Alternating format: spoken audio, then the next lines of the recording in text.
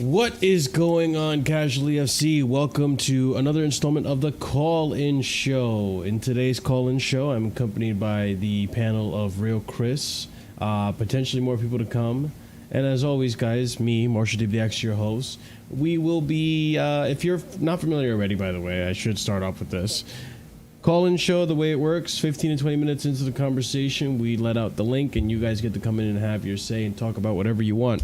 And I'm sure right now the talk of the town is Samu Omorodion, which I'm probably sure we're going to touch base on it. There's not really much to discuss on it, really. But yeah, it is happening right now. The Here We Go did drop a few hours ago, I believe. But yeah, we're not going to focus on that. We're going to focus more on the preseason, the game last night, and kind of just see where we're at with, where you guys are at, really, with Maresca, which I go on Twitter, I go on YouTube, and everyone is up in arms about the preseason, which I get it. Result-wise, doesn't look great, but I'm sure there's a lot of positives that we're going to talk about and obviously discuss the negatives as well of what we've seen so far of Maresca ball. But before we do that, ladies and gents, smash the like button because it helps out with the YouTube algorithm. Be sure to subscribe if you haven't done so already. We're 150-ish away from our 3K mark, which, hey, if 10 of you subscribe a day per video at least, that means in 15 videos or 15 live streams, we'll get to 3K. So, hey, if you haven't done so already, smash up the subscribe button. It does help out tremendously. Check out the links below for more content. Leave a comment. Let us know your thoughts. And check out the memberships because we have 4 different tiers starting at 99p. All good stuff. Use those emojis if you are a member. But yeah, I guess we'll start off with looking at the preseason as a whole. Or actually, no, not even. Let's talk about Omorodion real quickly. It's a Here We Go. It's done. 35 million pound. I think it was 35 million pounds. Really? Wow. I'm gonna look it up real quick, but yeah, I believe it's 35 million pounds is how much it cost us. Let me find the Fabrizio tweet real quick. Samu Omorodion to Chelsea. Here we go. Deal in place for 35 million pounds as a fixed fee from Atletico Madrid. So basically, the Gallagher money went to there. Yeah, pretty much. It was like a swap deal, essentially. Pretty much. Yeah. I mean, you can start off, Chris, and then I'll speak on it. I mean, there's not a whole lot to speak on this guy because he's barely played. He's played one season, and he hasn't scored a whole lot of goals as a striker. You like to see? He hasn't. He doesn't look that much of a difference to Gooey to me, to be honest. He's a bit older than Gooey. And yeah, I don't think there's a massive difference between him and Gooey, but yeah, I'm not a big fan of the signing. I'd rather just try signing a big striker like Osherman because Osherman's not cheap, and I think this is just stop the deal now. I think this whole deal was proven to us we're not going to sign Osherman. We're just trying to sign all these hidden gems. Apparently, we sign all these young players. Hopefully, some of them work out, but I haven't watched him. I'll be honest. I feel like a lot of us ain't watched him. Is another young player we signed where we just saying who, and just saying yeah, we ain't watched him. So I don't know what to really expect. But I think that's a lot of money.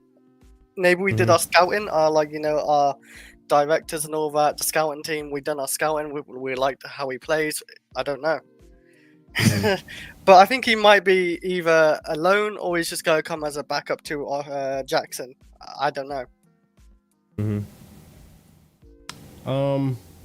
I think him. Well, it depends. If we get Osimhen, I could see Gui going on a loan. So will that guy then, if Osimhen comes. I don't know if for the fee that we got Samu at, I don't think we're gonna loan him out. That's the thing. I think he's gonna be a starter, or not even a starter, but get minutes. You know what I mean? Unless Jackson plays left wing, then yeah, he will be a backup to Osherman if your theory's right. That's the other thing too. He could you have a Jackson that could play as a left winger, but we have Maresca coming out and saying pretty much in quotes that he sees Jackson as a striker. So he's gonna use him as a striker. It sucks that Jackson got hurt in preseason, or not even preseason. He got hurt before preseason because it would have been interesting to see. Pardon me. would have been interesting to see how he would fit into the Maresca role or the Maresca, style of play, which we're going to talk about. But the way I see it too, it's like I'm not going to sit here and get upset about every single youth signing that we get. Like it's just honestly, and Chris, you probably understand this. It's just not good for my mental health to just be all mopey dopey over a club that I've seen once in my life that, outside of this channel doesn't directly impact me. So, like, I love Chelsea, don't get me wrong, and I always want Chelsea to win and do well, but at the end of the day, I'm not going to let Chelsea ruin my day.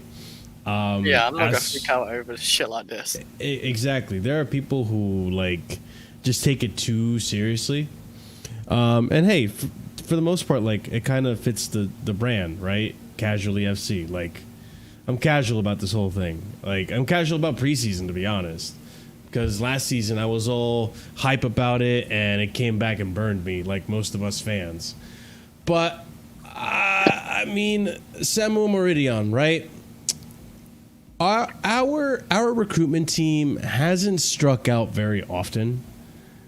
So that's kind of what's giving me assurance. Like, the only thing so far that's been like a real strikeout has been Mudryk, which you could argue was a bully signing, not necessarily like a recruitment signing.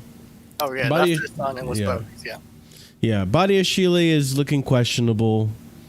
Disasi's questionable. Is anyone else I'm missing that we signed under this regime that is questionable? Wait, after the first season? Or after January of the first season. Okay, I would say, Badiashile, Cole Palmer's obviously great. You got Gusto, who's great. I rate Enzo and Caicedo, great. Even Lavia, looking great in preseason. Lavia looks amazing. But yeah, we'll talk about Lavia. I think there's a lot of great signings I do like of this team, but there's not too many like bad ones. I just think we spent a lot on like youth academy and not enough on the starting 11, where we need the left wing sorting. That is like needed a sort, and we need an actual another striker, not this random Samuel striker who could be something in 4 years' time. Who knows? Or for 2 years' time. Maybe same as Gui, he could be something in 2 years' time, 4 years' time. I want to say 10, but no, that's too long. But yeah, like that's my problem with the ownership right now. Is like they're signing so many young players, and we're not really like started our starting 11. Like we got missing left wing, not even a proper keeper, to be honest. Our centre backs are a little bit questionable, but I like Nkuku. He's a great number 10. Cole Palmer, a great right winger. Your midfield sorted. I really believe our midfield is sorted. I don't need any changes to our midfield. Our right back sorted because you got Gusto and Reece. So there is some good players in that starting 11, but it's not like complete. And that's my problem with how much we signed. Yeah, I get, but that's the thing. Like, the way I see it is that the way this ownership is building is two ways. One, it's we're buying and building for sustainability, meaning we are bringing in these players to sell them in the future if they don't end up being good enough for Chelsea, right? Because we don't have a stadium big enough to give us enough revenue. We're falling behind in terms of other ways of revenue compared to other clubs. And as a global network, we're not nearly as big as a Manchester United, for example, right? Or, a Real Madrid, so on and so forth. So some of these signings are not flippable prices though. This Samuel guy, I don't know if he's gonna be a flippable price, like 35 million. Maybe you can get 40 to 50, but is it like much of a difference? Like maybe a little bit extra, but that Brazilian kid we signed for 40 million.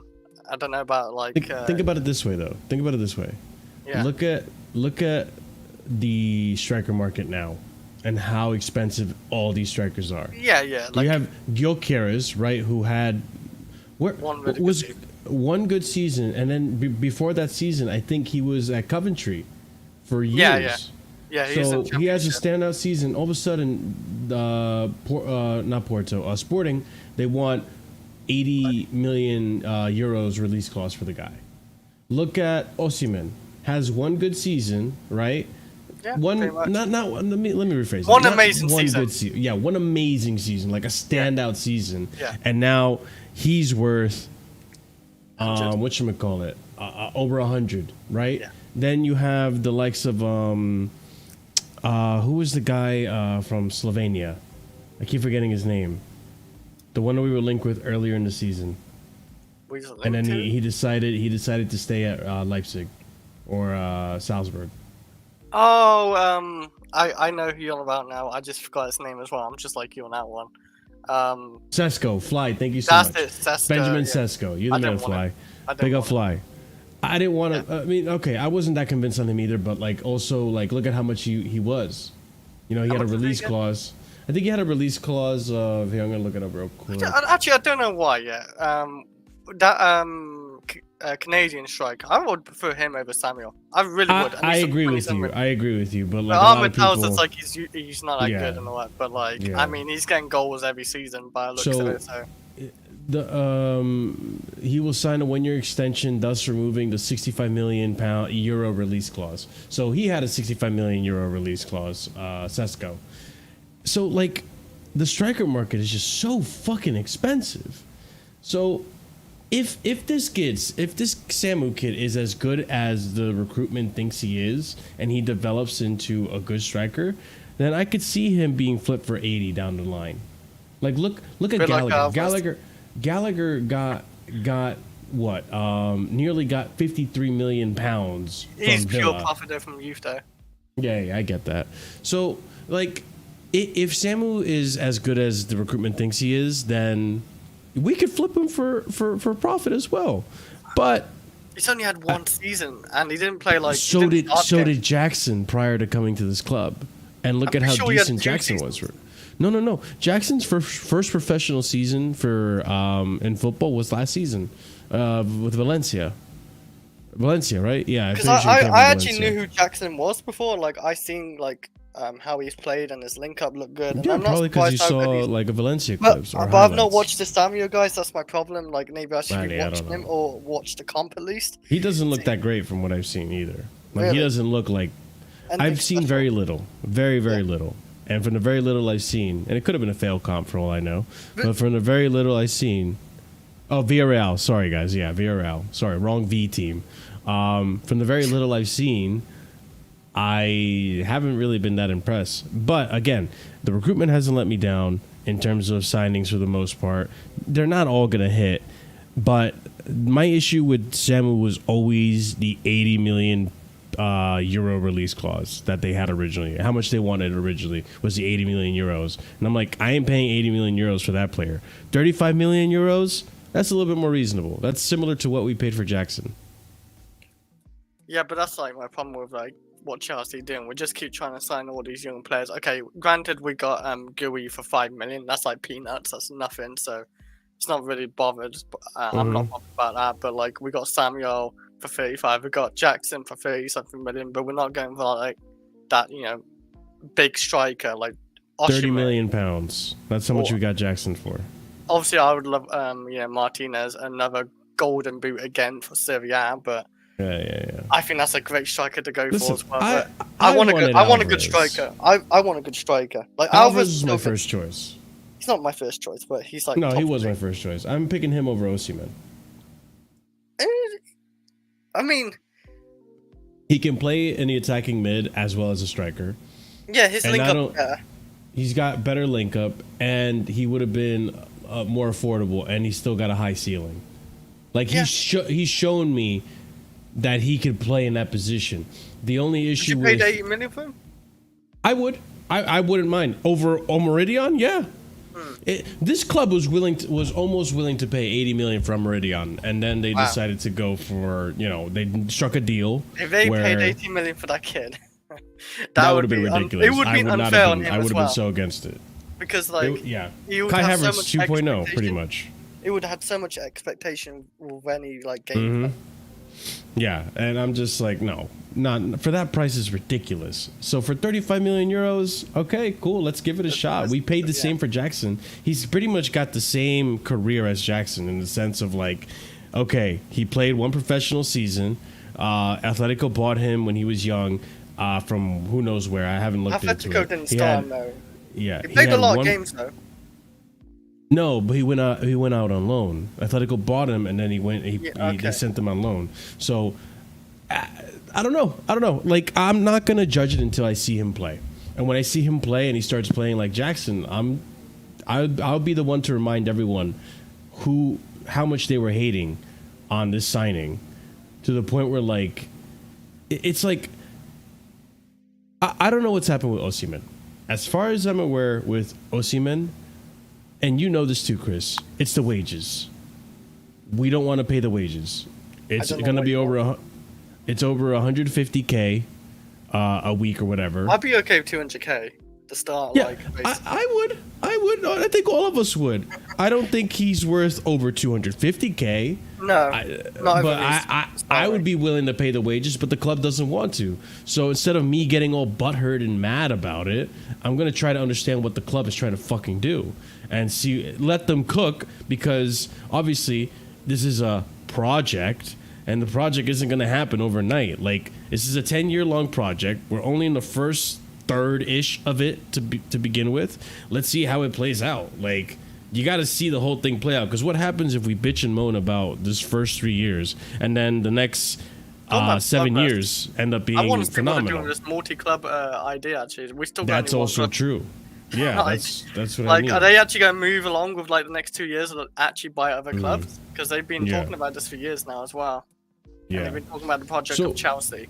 So here's the thing, like, the wages wise with Osimhen, I would have paid it. I think that's perfectly fair. I think he deserves to be in that wage bracket, obviously.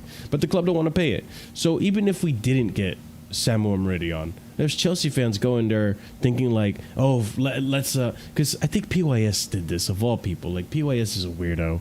PYS puts up a poll, and no disrespect, PYS, I'm just saying it like it is. I'm just brutally honest. I think you're weird sometimes, but PYS goes and posts a poll saying, would you if you could, would you cancel like Gallagher's transfer? And people said yes. I was like, why? Because you don't want Samu Omorodion? Like, is it that? Do you dislike the player that much? The player you know nothing about? Like, it's just weird. And then they try to say, because we could use that money for Osimhen. It has nothing to do with the other. No, we need to wait for that Lukaku one as well. That's where. That's like, also another issue. If he goes to Napoli, then we might have a good chance getting Osimhen. But with Gallagher, he brings no real good use to Chelsea anyway. Like, he's a backup to Lavia, to Enzo, to Caicedo. Like, he's a fourth choice at best. He is and that's the thing. Like, if you can get 40 million for a backup, it's not bad. He was always going to be a squad player. We always said this here on Casually FC. We always said this guy is a squad player. He just keeps getting playtime because A, we had an injury crisis. B, fucking Pochettino likes road running merchants, which Gallagher is. No disrespect to him. And C, I don't know. He's English. I don't know. I don't know. Like just trying to come up with a third reason on that one for no reason. I mean, that's a good reason. Yeah. But like, it's just like he wasn't meant to be or supposed to be a captain and a starting 11 player. It was never meant to. That was never meant to happen.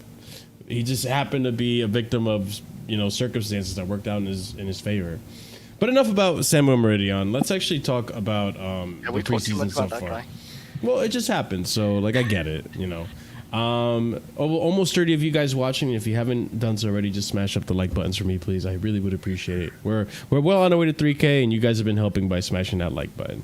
I used to get more likes in my older videos when I had less people here. So what's going on with that? You guys, you had more passionate then. I guess maybe I was more passionate then. Now I'm numbed by Chelsea's negativity of the Chelsea fan base. I've become so numb to it. Chelsea being shit and the fan base are just combo. Just killed your spirit, man. Your spirit's dead. My spirit's dead. My spirit died last season. Yeah, but all right, let me pull up this first tweet, and I'll start letting you guys in the chat if you want to come in and have your say very shortly. But yeah, let's pull this up, man. This is the preseason so far. 2-2 against Wrexham. Good result. 1-4 Jesus Christ. 1-4 versus Celtic. 3-0 versus Club America. 2-4 versus City, and 1-2 to Real Madrid. 1 win, 1 draw, 3 losses. Actually, I still could be wrong. Yeah, maybe. We got Inter. We could be Inter. This ends our U.S. preseason tour, right? So our 2024 preseason tour of the United States comes to an end. Back to England, one final preseason friendly before the 24-25 season gets underway. I mean, in a nutshell, Chris, tell me how you're feeling about the preseason so far. Highline FC. Yeah. That's all it is. Like, yeah. I mean, we're definitely experiencing a whole new system to Poch's system, whatever he did last season. But the results are, well, the score lines are not the greatest. Obviously, going 2-1 down to Wrexham, I missed that game, but like, it seemed like it was a bad game in general. The Celtic game, I don't need to speak on that Celtic game. That game was just awful. We was getting caught on a counter attack like crazy. Obviously, Club America, you kind of expect Chelsea to beat Club America. It was a nice, convincing win. That was definitely a nice, convincing win for finally out of the games. And then we play against City, and I think that was like up and down. Like, I think Chelsea had good moments into that game. You know, like they looked controlled, but you know, City, you know, punished our bad passing and, you know, defending off the high line. Like, we got caught out a few times, and City scored twice. Like they scored 2 goals in the first 5 minutes, and then later on they scored like 2 goals in space of another 5 minutes. We just got caught lacking concentration. I don't know. And then the Real Madrid game, it's like last night as well. Like, we looked quite poor in the first half. I thought the second half we looked a lot better because we sat back a bit more and looked more compact. But I don't know why you didn't do that to start with. But you know, it is pre-season, so I can't be like too harsh like on results because you know, it doesn't matter to me. What matters to me is the season, but it's not looking good. I'll be honest, it's just not how Chelsea are playing, because I think this is what we're going to be seeing roughly at start of the season against Man City at the first game of the season. It's not going to look good, where we're going to play a high line maybe and we get caught out because a lot of our players ain't ready still. Like, I don't think Fofana's ready. Badiashile is still not looking ready. Colwell is not looking fully ready either. In Enzo's system anyway, let's say that. And the only like players I think I seen what's looked pretty good for me and consistent is Lavia. Enzo's played well, you know, the games he's played. Madueke I do not like. I think he's a backup at best. Mudryk, useless. Sterling, useless. Really? Yeah. I don't think there's anything about him, man. I think at least consistent, man. You know, at least he's consistent. At least and Cuckoo, he's had up and down. I think he's looked good at link up and stuff like that. Gooey's looked impressive for. I didn't expect anything from him. So our defense has looked shambolic. I'll be honest. Like, Colwell's just been not that great. Fofana, it looks like he needs more time because he's been out for the whole year. Badiashile still looks like the lost guy from last season. Reece, I don't think Reece has been amazing enough like that, I'll be honest, but like, I don't think he's been like that awful. Maybe people view it differently, but I don't think he's been bad. I think he's been more consistent out the 3 defenders I've listed. Like, I don't know what to really expect from Chelsea from this season, but I think I will expect a rocky start, I would say. And hopefully it gets better later on in the season and stuff like that. And I do hope Enzo keeps with the system until the season as well. Like, I don't want to like do what Poch did and change it all up and still be shit. Just stick with what you know, and hopefully it works out, because it can just end up like Poch and we'll just hate you, you know, 6 months in. Yeah, I mean, Will, welcome to the show, brother. Always a pleasure having you. Your thoughts on preseason so far? I feel weird about it, you know. I can't lie, because the results are terrible, and I'm quite pessimistic going into the season. But I have a feeling I'm going to be defending Maresca a lot this season. I can't lie. Just till 6 months. I feel like a lot of people talking shit on him already when we're in pre-season. When after the shit show we had last year, if you expect him to turn it around in pre-season without 2-3 of your most important players, like Palmer, Kukureya's not been able to have any Euros. Jackson's had fitness issues, I think. Like, people need to relax about pre-season. What worries me is the window around around the team. I don't think we have enough attacking options that quality. I'll be honest. That's what worries me. I agree. I think Maresca will find his feet. I think he will. I don't know if it will be before the end of this season coming. I think we're back to square one, and I don't think that's Maresca's fault, or even the players necessarily.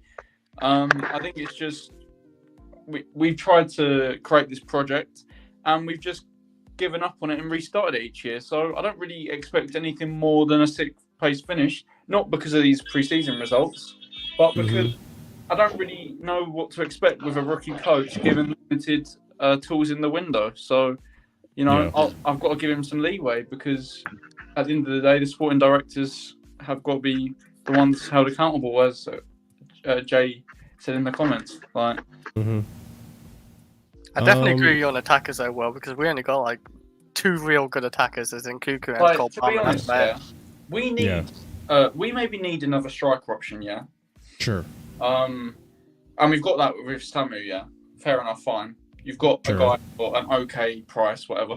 But like, I would have much rather signed a left winger than a striker, especially when Jackson got you 14 goals last year.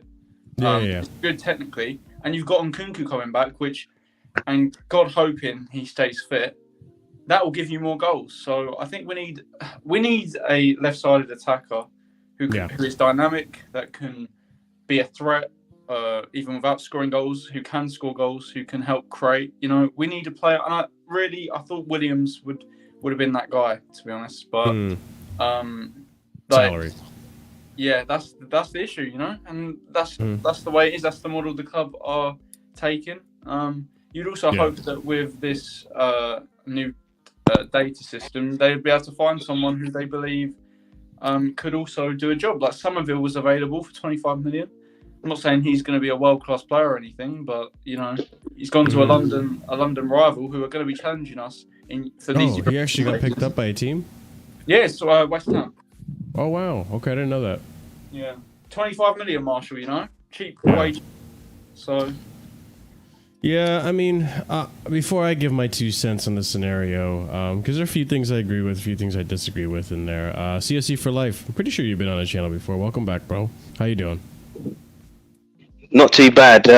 How's my sound? Can you hear me properly? Yeah, it was just a lot of background noise before. That's why I muted you. But you're good, man. What about now? Is it any better now? No, you're good. You're good.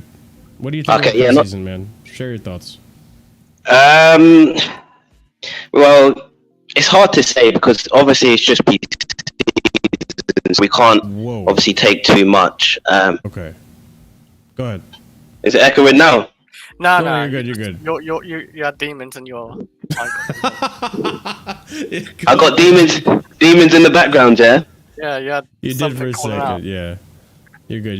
Go ahead. Couldn't have that. Yeah, I was just gonna say, it's hard to take into account much of pre-season, because obviously it's just before the start of the season. But at the moment, I just feel like the recruitment, it's been okay, but it's not been great. So there's not much we can sort of go into the season by. And then I'm looking at the defense, and I know everyone says, it's pre-season, but it's just the kind of the mistakes that we're making.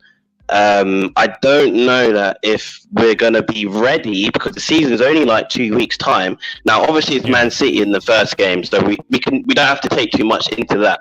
But if let's say the second, third, and let's say the second game, the third game, the fourth game, if I see those same defensive mistakes that we're making in pre-season that gets carried over into the Premier League games, that's when I'll start to worry and be like, well, I don't know what's going to happen from there. But I'm not going to take too much right now, because it's just pre-season, so obviously they can get better. But we just haven't got much time for Maresca to kind of work with the team, because as you said, the pre-season's around the corner. And then if we look at the signings, like this Omorodion guy that we signed, there's not too much. Obviously I'd rather an Osherman or a sort of a well-known striker that would come in, or as people were saying, Alvarez, but I'd want someone sort of like that, so then we know that he could do a job, whereas we're not really signing high sort of caliber players. We're signing potential, which we've got so much potential, which is a bit scary because it's like we might be good in a couple of seasons. It's like, what about the here and now? So it's a bit of a let's just wait and see, because I'm not going to be too critical until the season starts and we see what's going to happen, because it's unfair to kind of blame on Maresca because it's not his fault. It's more of the sporting directors and the approach that we're going for. So I'm kind of a bit skeptical, but I'm going to just wait and see before I make any sort of judgment. Yeah, and I'm kind of in the same boat where, like, I am a little skeptical in the sense. I'm going to back it because I do think that the recruitment gets a lot of flack that they don't necessarily need to get. However, I think Maresca did point this out, and I don't have the tweets up yet, but he pointed out something along the lines of, like, with the way preseason's been going and how quickly these games have come in, it's kind of been hard for him to just train the team. Because when you think about it, like, the game finishes, then they have another game in 3 days. They have to get into the hotel, travel to the next location. Then once they get to the next location, which is probably like a day off of training, then train something or do whatever, then get ready for the game. Like, he doesn't have much time to necessarily train. I'm not trying to make excuses, but you know, Pochettino didn't have a European tournament happening or a Copa America happening at the time where he came in and instilled whatever style of football he had going for him. He had all his players coming. Yeah, he had all his players from the get-go as well. You know, we haven't seen, because, you know, going back to what Chris was saying, right? I think this preseason, if anything, like, I understand that, like, the results haven't been there, which, whatever. It is what it is. Like, we won the preseason last season, and then what the fuck happened? So, from there, from Pochettino, I kind of said to myself, I'm not going to fucking take preseason that seriously anymore. Like, it was all a farce to begin with. I'd be lying if I said I didn't have some concerns, primarily with the defense. But I look at the players, right? And you guys can tell me if you agree or disagree. Lavia has been looking fantastic. Like, goddamn, if we had him last season, bro, we would have probably been perfectly fine. I did Poch's job. Yeah, well, probably would have saved Poch's job. Gusto has been looking great. We still haven't seen Palmer in this system, and I'm sure he's going to be just fine because he's Cole Palmer. Nicholas Jackson, our striker last season, who got us 15 to 14 goals, he still hasn't been implemented into this system. We know he has good link-up. We know he could be a good player. So that's another player. Enzo's been looking Enzo. He looks good. Caicedo, we know he's going to come good. I would say Sterling, although inconsistent, I'm aware, he hasn't been terrible. Like, I think he's creating chances, if anything. I don't think he's been awful, Pat. Yeah. He looks like the same Sterling that we...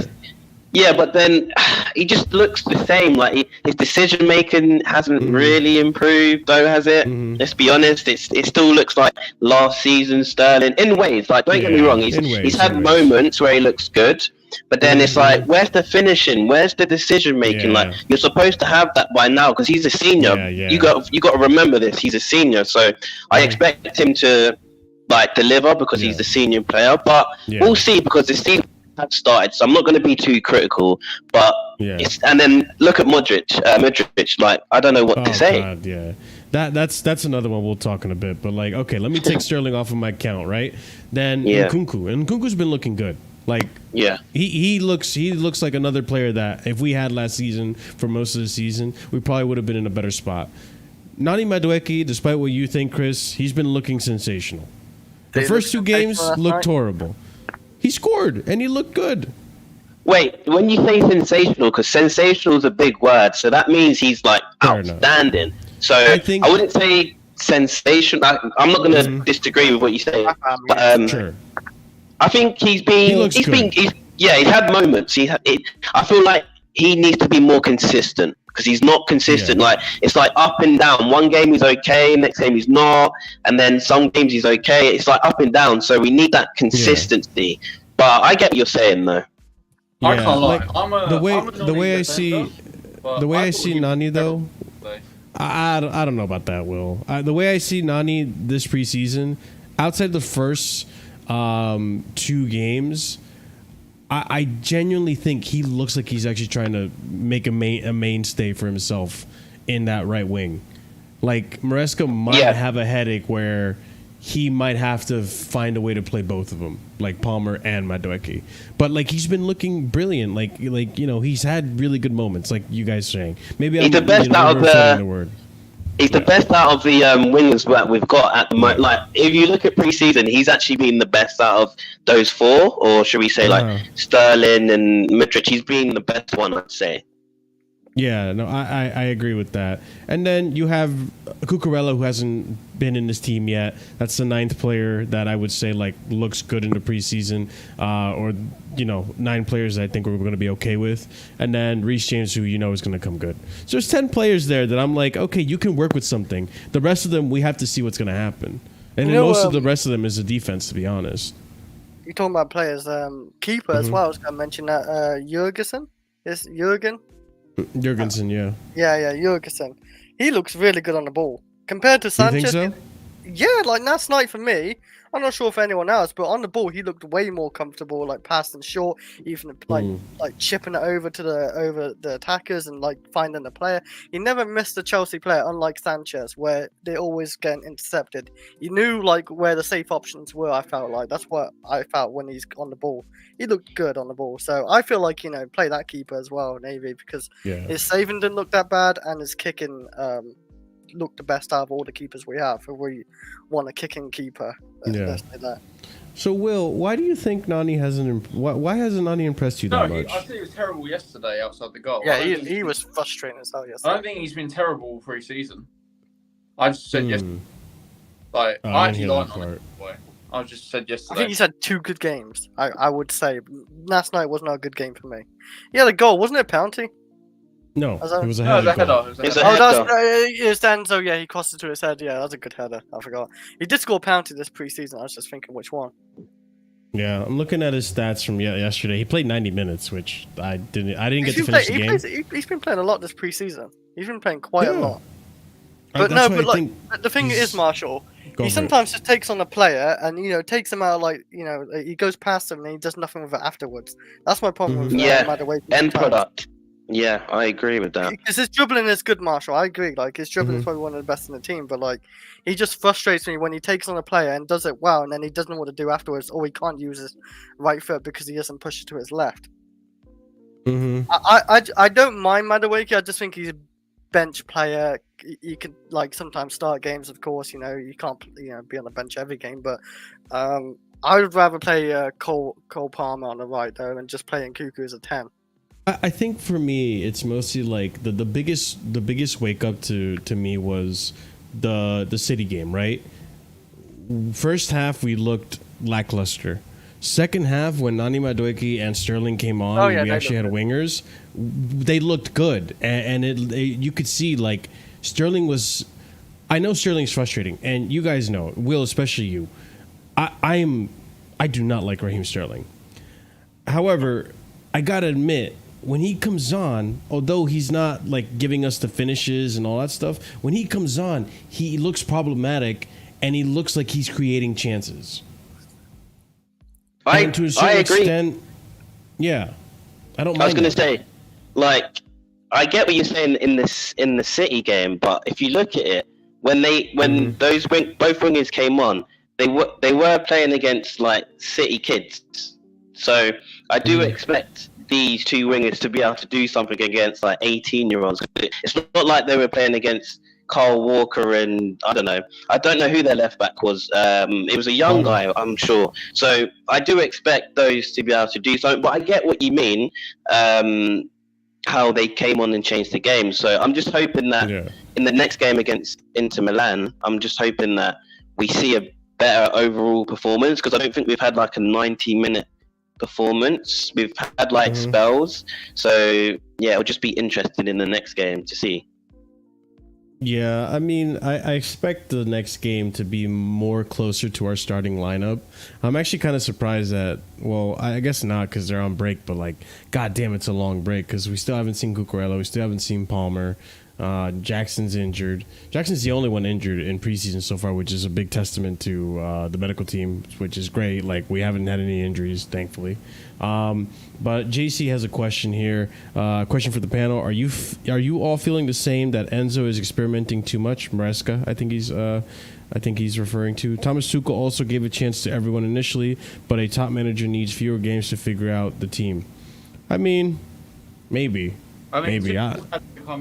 Tuchel came in at a time where we were desperate for results, so I wouldn't really compare it. I think there was more pressure on Tuchel coming in compared to Maresca in pre-season, so I don't mind. We're not desperate now? I thought we're desperate. What, in pre-season? Yeah, well, no, we're desperate. Tuchel was halfway through the season under O'Brien. No, yeah. Like, that idiot was ninth place. No, but you're going to experiment in pre-season. Yeah, I get it. I don't know if he's really experimenting that much. Like, he's literally just doing a system where he's doing high line and stuff like that. Like, it's not like he's... Well, he didn't do a high line for... Real Madrid. No, not Real Madrid. The game, Man City. There wasn't a high line for Man City. Not so much, actually. It's just we got caught. Like, we made two stupid mistakes that cost us. Well, not two, multiple mistakes that cost us both those windows. Two little moments in the games, like literally 2 moments in the games where we just conceded twice in those 2 moments. Two singular minutes in the games of mistakes that cost us 4 goals. But haven't we seen these type of errors last season? I remember seeing Disassi make errors, Colwell make errors. I know it's different manager and stuff, but I have seen these type of error-prone sort of things that happen to us, and then we concede. I've seen that last season quite a lot. Now, I know it's a different manager and different players, or some are different players. So for me, it's a bit, I don't know, it's just quite strange why we're still making these errors. And then I did see Maresca say in his post-match sort of conference thing, he said that he wasn't training the high line. He said sort of like the players are basically taking this high line themselves. So I don't know how true that is, but I did see him speaking and saying that like he hasn't been telling them to play this high up. They're just doing that themselves. Are the type of same mistakes though. Our mistakes with Enzo is like passing it from the back and like stuff like that with the defense of the high, and also getting caught out from the high line. Like we didn't really see that with Poch so much. That type of mistake. No, but we saw pass backs. Like you see the Badgier show. I remember Badgier show done a couple pass backs, and I've seen that before. I've definitely seen that we've passed it back. Because sometimes on the Poch, we didn't play out the back all the time, but there were certain times we did try to play out the back, and then we got sort of every time we get pressed high.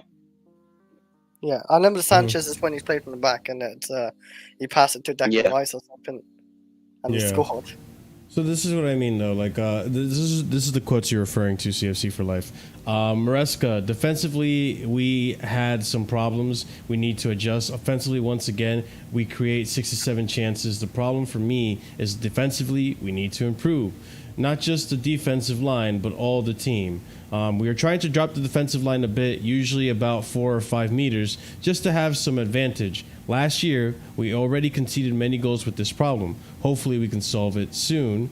And Maresca also said, one of my first meetings with the squad was about the amount of goals we conceded last year with the defensive line very high. We are not working on defensive lines so high. We are not working on defensive lines so high. It's a habit from last year or years ago. I don't know. Okay, and then... See, that's what's worrying to me. Maresca says he's trying to get Pochettino out of the Chelsea players. We're not working on defensive lines so high. It's a habit from last year. I don't think it's it's worrying in the sense that it's going to take time to like fix that and get bad habits out. So but for me is how much time? Do you get what I mean? Like, say it takes a whole month or 2 months before they get used to it. Can we afford to drop so many points at the start? I'm just hypothetical. It may not be that bad. It could be 2 games in, 3 games in. It's probably going to happen. It's probably going to happen. No, don't say that. I mean... I think we're going to have a rocket start. I mean... How long did it take Mauricio to fix his shit?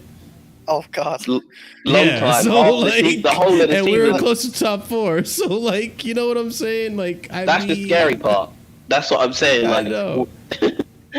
I just think oh, we'll get a man. rocky start, and hopefully Enzo can sort it out by like I don't know, December at least. I don't think I don't think it'll take that long because listen, Maresca is identifying it now in preseason rather than during the season where like Pochettino was like, hey, so if I just take Cucurella and invert him like I did in preseason, maybe this could work. No, yeah, that was like the last 10 games of the season where he figured it out. He's figuring it out now. I've even seen like where managers get defensive, like when journalists ask him, like, what's his name? The bald guy from Man United, I forgot his name. It just popped out. Ten Hag. When he talked about like him conceding so many chances last season, he just shrugged it off and like basically like insulted him. Yeah. So, at least Enzo like acknowledges it and sees like there's a problem. Well, I like that. I like that he's acknowledging and he's publicly speaking on the problems that we're seeing it too. So it gives me some comfort in the sense it's like okay, at least you see it too. Like you probably if you didn't if you were able to throw players under a bus, you probably would have been like, yeah, this fraud Pochettino should have been playing Cho on the left wing. So that's probably an issue that we're addressing now. We saw Chelsea sitting deeper against Real Madrid, by the way, as well. Yeah, for a few of the goals that we conceded were second half though. When I actually noticed we dropped off a bit, and I want to see that more at the start of the start of the games when we're 0-0. Yeah, and we try to score and then hold it on. I want to see that. Give me Tuchel ball again. AK4 Pete, how you doing, my friend? Welcome to the show. Yeah, I'm good, man. Big up Marshall, man, as always. It's Big just up, boiling down here in the UK. It's summer. Yeah. Shit. I mean, it's boiling. Well, today it dropped down to 60 degrees Fahrenheit. So I'm actually wearing a semi-long sleeve. So it's not bad today, but it was really bad earlier in the week. Did you say 60 Fahrenheit? Yeah. It's actually quite cold. it's brisk out. That's right now that's it's 79 in Fahrenheit for me in my room. Chris, I don't want to talk about the goddamn weather. I want to talk about the weather in Chelsea. We'll be doing that halfway. We'll be doing that. We're not doing a halftime fucking weather show, bro. AK4P, talk to me, man. What are your thoughts on preseason? Do you agree that what's been said? Do you disagree with what's been said? Are you Chelsea season's over? I don't know. Talk to me, man. I'm not a Chelsea fan, but I'll say for us, preseason has not enemy in the ranks. Yep. Go ahead. So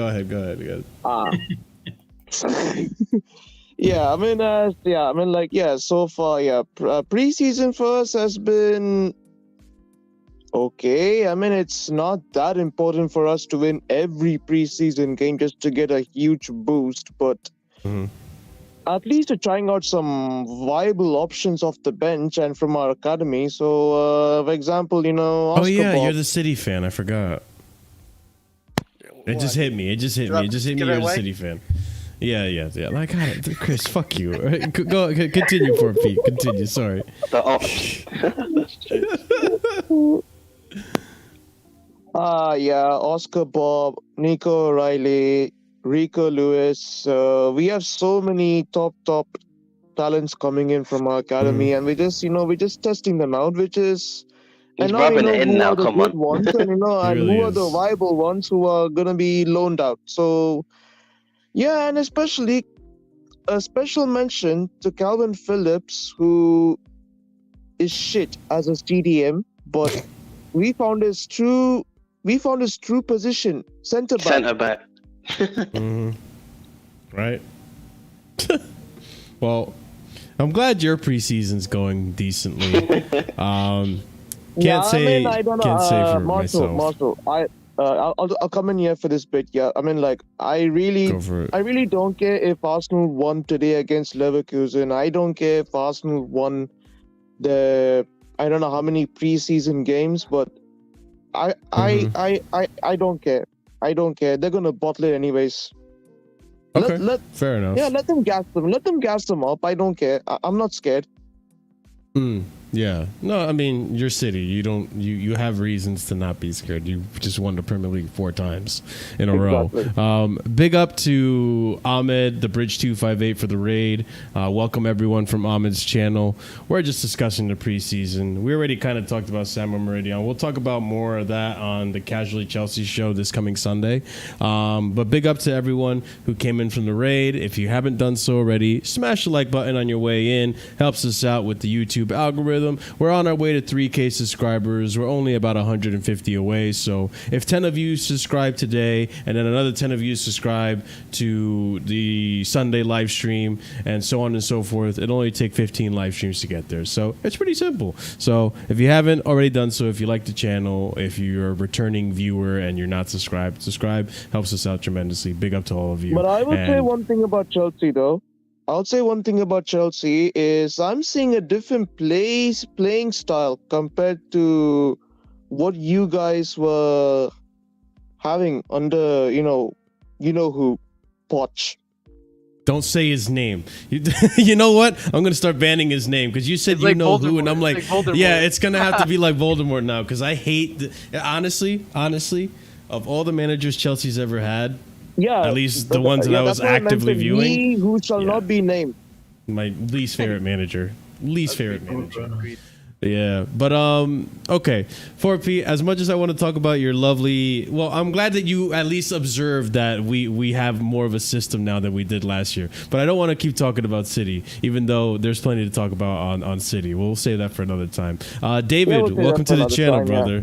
I appreciate you coming on. I see you in the chat often. I hope you have some reasonable takes for me today. What's your thoughts on the preseason so far, brother?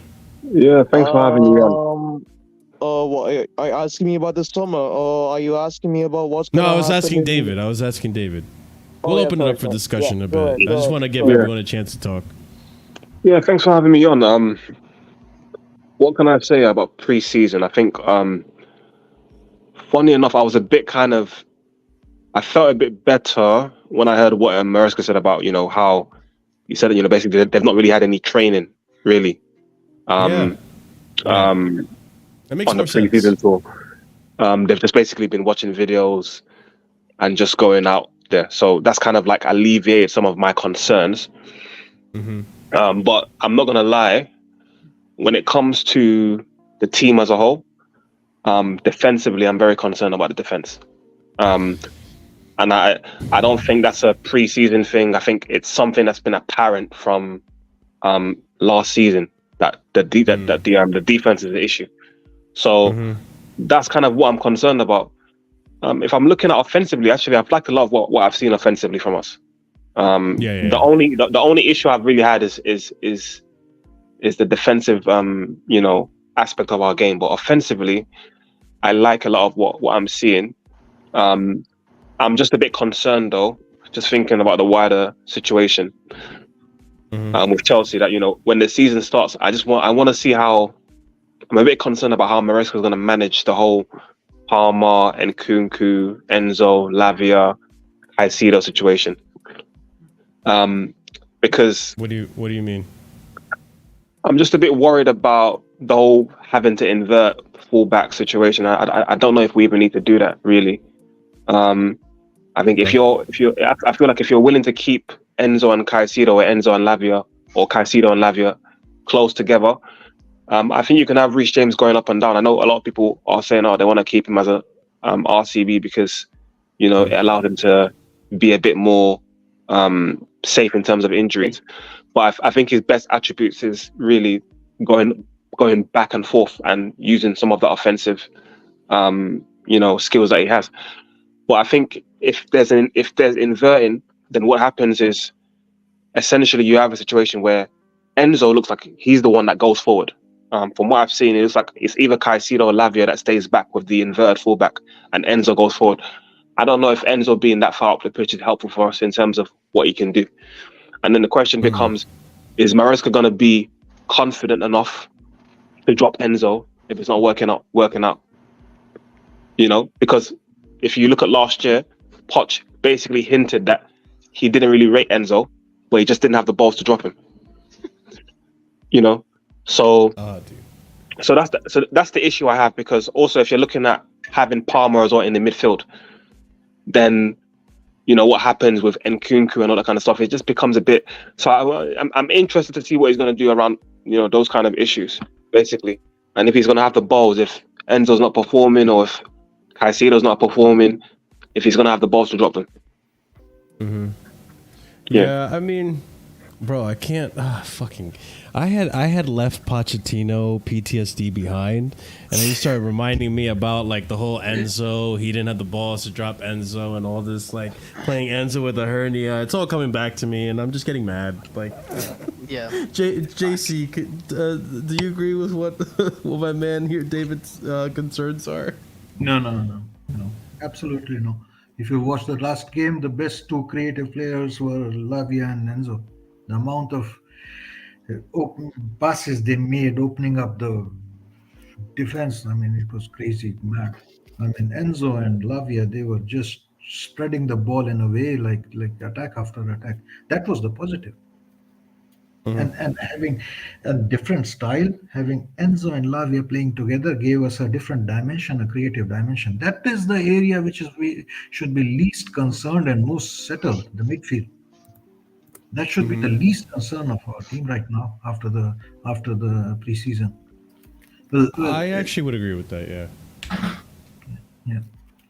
Yes, but I think the problem is, I understand what you're saying, and it's the least concern. But even in the match yesterday, it wasn't like plain sailing for Enzo. Enzo kind of grew into the match and then started to exercise that passing ability. It wasn't a thing like, he just started the match and he was playing well. No, he grew into the match and then started performing. You look at the match before, it wasn't a great performance. The only midfielder I can say really and truly that's been performing the whole way through is Lavia. Now you can say that maybe this is related to the fact that Lavia has actually been at the club for a lot longer. He's been able to get a sense of what Maresca's doing. So maybe that's what it is. But I'm still a bit hesitant about pushing Enzo forward. I'm not sure that's the best situation for him, especially if you're looking at transitions. We all know the guy is not athletic, able to just get back and forth on the pitch like that. So. That's an assumption. Now, can I just quickly drop in a point? If you're looking at a match yesterday, and if you have only 4 points, only 4 main points to highlight after that match, the first one is the bad defense. The second one is the goalkeeper situation.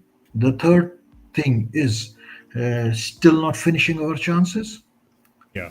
And fourth thing is the Enzo experimenting.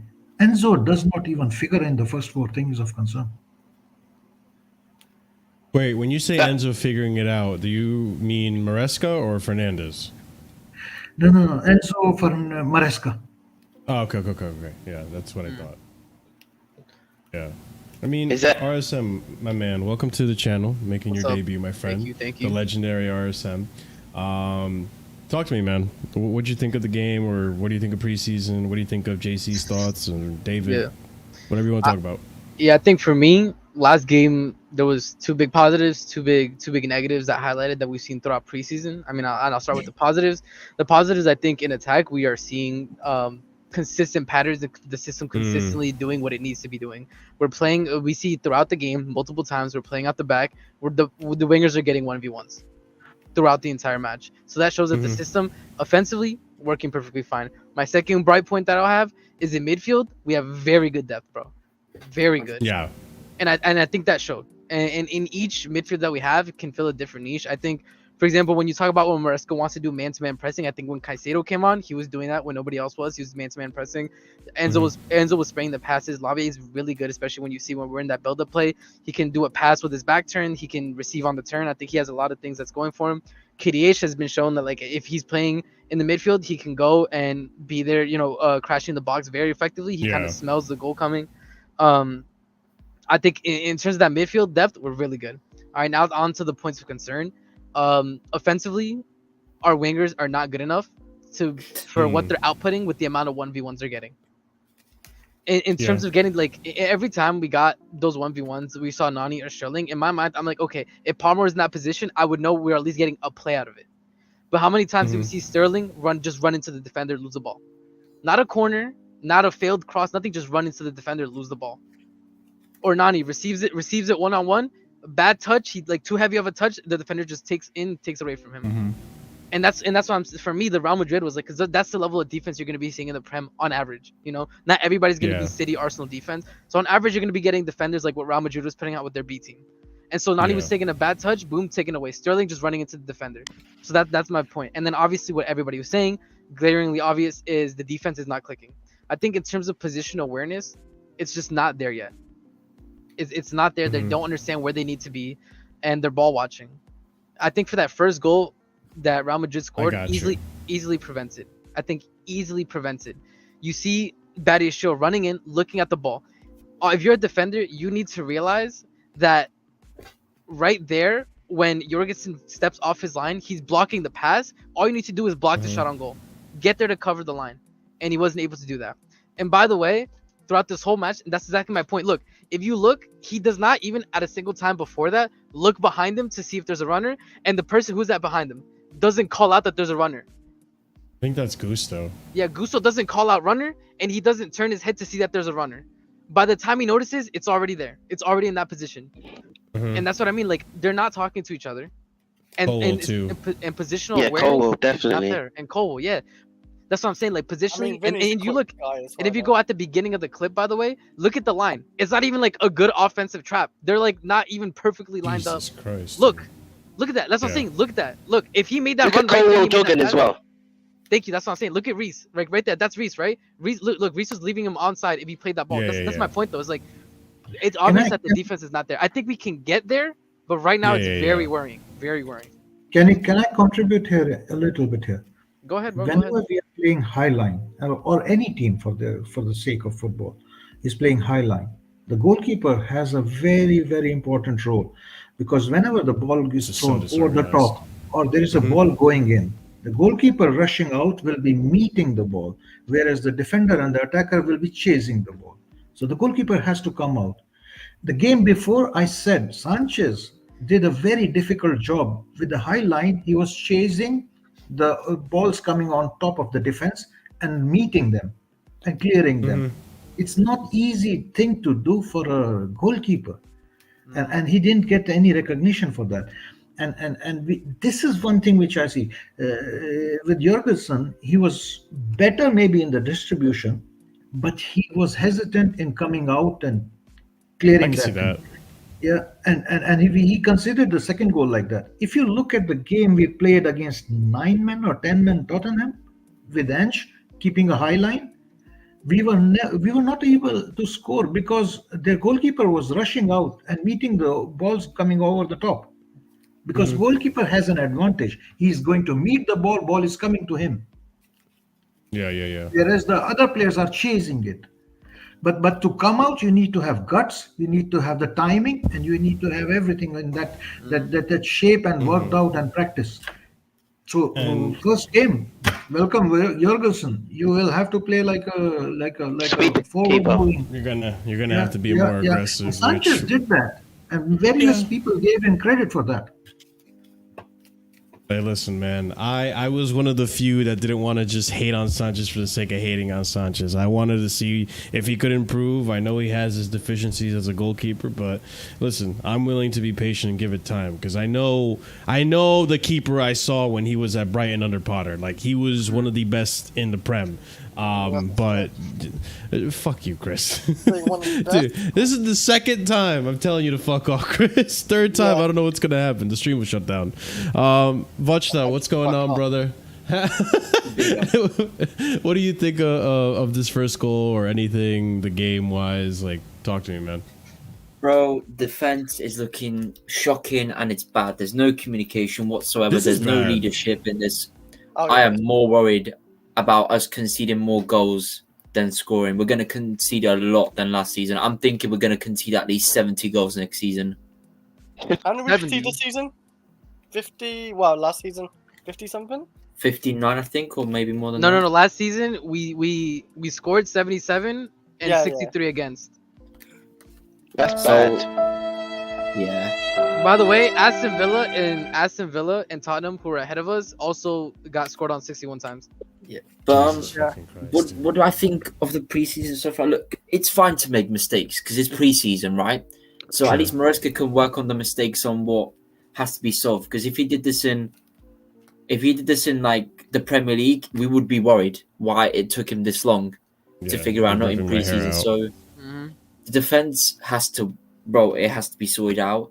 The attack and midfield, I'm not worried about. Left wing, Bun, Mudryk, and Sterling. Start in Kunku or Jackson. Because Jackson, yes, when he's on the left, he's cooking. Jackson getting that many 1v1s in one game, forget about it. At least an assist, bro. But we're going to need a natural striker of Jackson. Yeah, Here's the thing. Striker. Like, I hear the argument about how our wings aren't like good enough, and I agree. They're not like washed. You know. They're the thing is though, like, he's not scoring goals, but when he comes on, he's creating chances and he's a threat, and he's not clinical, which is the frustrating part. Nani has scored in the last 3 games he's been involved in. Yeah. So, like, there's something there. Like, Nani, for me, I'm seeing him play, and I'm like, bro, this guy is making a case to start at Chelsea at right wing. Yeah. The problem with Nani is if in the first 15 minutes of the game, you know exactly the type of game he's gonna have. He's not a starter, by the way. It's a roller coaster. By the way, I see this because he's right here. I see this, and this frustrates me about Nani. Because Augusto is here. Yeah. Yep. I don't know who's playing right wing back or whatever. This is just all disorganized. Yeah. Marshall, this defense is just apps, bro. Yeah. It's the thing. Sterling doesn't track back. Mudryk doesn't know how to Mudryk always constantly looks lost when it's time to defend. He's always in between 2 players, and he looks like he doesn't know which one to press. Bro. And then Nani gets beat and then doesn't track back to help. So like at times in Real Madrid, it was Reese 2v1 because Nani didn't want to track back to help. Mudryk always looks lost when he has the ball. He doesn't know what to do with it because he panics. And it's definitely a team. It's definitely a team structure thing as well, though. Like, to get our defending better, you're right. The whole team needs to be better off the ball, because you can see when the wingers ain't tracking back, it just messes up. So the whole team actually really needs to improve in the structure and the defense, like being alert, tracking back. So it's a whole team thing. So I just don't know how long that's going to take for us to kind of get to the sort of grips with that, to be fair. It will take us until May, like we did Pochettino. All right, I don't know. It'll take us till May. That's kind of crazy. Because we're already seeing like somewhat of the fruits of it now. Like, I think it'll take a little bit of time because it's breaking bad habits, right? If we're gonna believe what Enzo Maresca's saying, and it's like, bro, I'm trying to get these motherfuckers to not play a high line because Pochettino's a fraud, then like that shit's gonna take time. Like, but you liked Poch, you backed him. No, I didn't, bro. I'll kick you out this thing so fast right now, dude. I did not like. Don't even spread that. Bro. You did like him until December. Chris, fuck off, bro. Crazy agenda, bro. That's 3 times. I was one of the few people that was against Poch right from the beginning, bro. I'm real with you. I saw what he did at PSG. I saw him play Messi as DM. I knew what he was up to, bro. So guys, I'm just gonna say. I'm just gonna say, forget Osimhen, we won't get him. This is our striker that we got today. He's the only guy we're gonna have. I don't know about that, bro. Because for me, the bigger crime is Osimhen going on loan.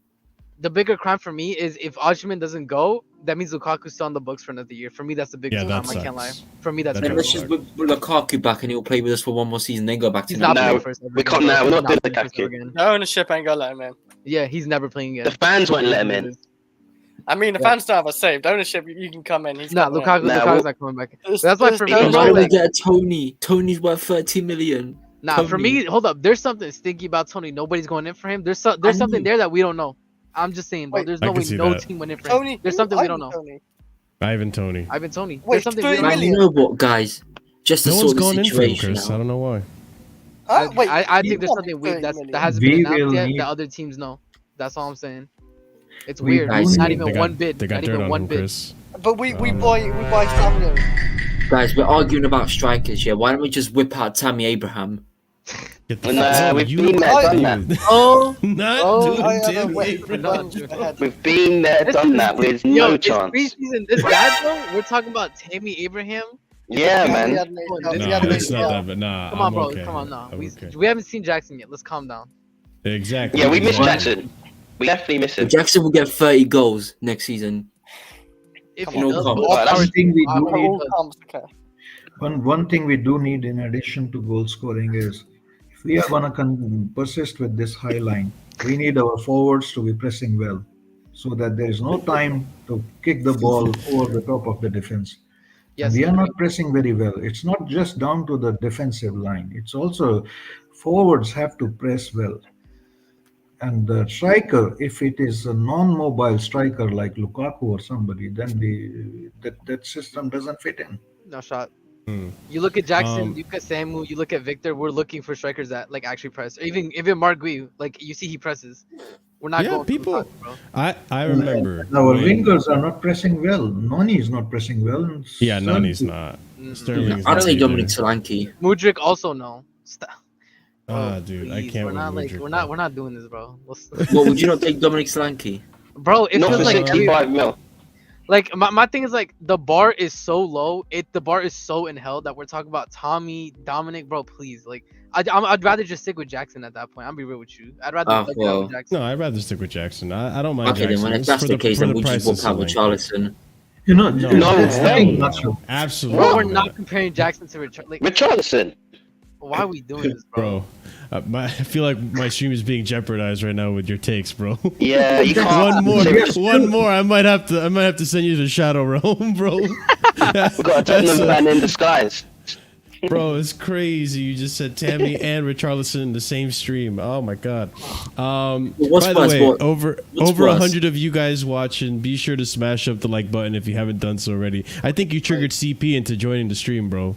With Tammy. Kaji, what's worse? We could just whip out Bakayoko. Big up CP and I don't. Fuck. Well, no, I'd rather stick with Jackson. What am I thinking about? Why am I thinking so much? I don't understand it. What am I doing? We're just. You got me all fucked up. CP, what's up? But Olivier Giroud's better though. Yeah, but sorry, Marshall. Sorry, I had to come on when Gamer for Life says his regular BS to gain attention when he said he was going to say more than 70 goals. No, I'm sorry. He does this all the time. I'm in every team, and every time he does that, I go on that stream to call him out. So we're on this whimsical land where we're gonna apparently concede 70 goals because our preseason was shit. But when we barely conceded 2 to 3 goals during our preseason with Potts, we were god tier, right? Right, Gamer for Life, we were god tier, right, buddy? Yeah, right, buddy. Like when we lost every preseason game under Conte first season. Yeah, I told you. Game for Life, totally, you triggered CP into coming out. Yeah, it's like when we lost majority of our preseason games during Conte first season. Not like we literally won the league and a double. No, we didn't do that at all. We didn't have the highest points before the 100-point season. No, that didn't happen at all. Gamer for Life. My God, the short-sightedness of this man is like. Yeah, well, our defense is shit. Our defense is shit, and you know that is. Bad is shit. Is wrong. It's bad. Okay. Anyways, thanks for pointing that obvious. Anyways, your short-sightedness is shorter than Insignia. Okay, and he's 5'3". Okay, I'm just. That's pretty short, bro. That's what I'm saying. Anyways, shorter than Jordi Alba. Like I think our defense is gonna get a bit better. Center back, yes, is a key point, but we're also missing a guy who's good at inverting and tracking back into the defense. And Marco Cucurella, who you can argue has been the left back since basically January of this year. Okay, so we're missing that key piece in the defense. Literally, we got a goalkeeper who's brand new, so we don't know if he's gonna be better than Sanchez. But I can tell you one thing for sure: his distribution is better than Sanchez. Yep. We saw it already. We already saw it. Yeah. I saw more calmness in that, so we don't have to worry about that. Mm-hmm. And if we're gonna be better in possession and everything, we should be conceding less chances because we will have more possession, right? That's the thing. Yeah. I mean, we did only concede we 2 had versus we 4. had a total midfield available to Maresco this preseason. Right now, yeah, we don't have a Lavia missing right now. We don't have like we did last time. We have a bolster in midfield. And it looks good this season. Yeah, I said that at the beginning. One of the bright spots is our midfield depth, bro. It's really good, really good. Mm-hmm. And we don't have in the striker position or the forwards. We do not have Palmer is missing. Jackson is missing. So there are still we are. That's a lot of GNA, by the way. A lot of GNA. Bro, in the beginning of the stream, me and Chris, we sat here and I pointed out like when CFC for Life was the only one on here, 10 players that like I don't feel like I have to worry about. And Palmer, Jackson were in that conversation. Cucurella was there too. Caicedo, I know he hasn't been looking great as of the preseason, but we all know he's going to come good. Lavia is looking absolutely fantastic in the preseason. Enzo, we know he's a good player. And Nkunku, dude, when we put Nkunku into 10 versus a striker, you saw the stark difference in that Man City preseason game. Like, okay, now we know Nkunku is going to work as a 10 instead of a striker. Now we know that the striker thing might not be what's best for him. Nani, it's 50-50. I understand what Nani is 50-50, but he looks like he is trying to fight for a spot in the team. Mm-hmm. Sterling, inconsistent, but he's creating chances. Like, there's some bright spots here. Malo Gusto's been looking flawless. Yes. Like, I'm not going to lie, Malo Gusto has taken like a duck to water when it comes to this system. Like, he's already figured it out. And if we're talking about Enzo in the advance, Lavia's had the entire preseason, right? Like Enzo just had these 2 games, and he was the second he got in, like the next game was basically Man City, and it was literally the next game, like a day away. Marshall, I'll make a recording of last 3 minutes and I send it to Maresca, you know, like that. Yeah, why not? Real quick, before we continue the conversation, just want to say, Soliman, thank you so much for the 5 gifted memberships. Big up to DHL. Yeah, W. Soliman, always the best, man. Great Chelsea chatter. Always see him at American Waffle and all the other stuff. I think he's also on Lewis's stream often too. But big up to Soliman. Big up to who got the chats here. It's DHL. We got Gabriel A. Adam CFC. Skirmish and B-Man. Big up, guys. Enjoy the emojis and the membership. That's awesome. Thank you, Soliman. Sorry. Go for it, man. I was gonna go over the goal if you want to go I'm on over this tirade.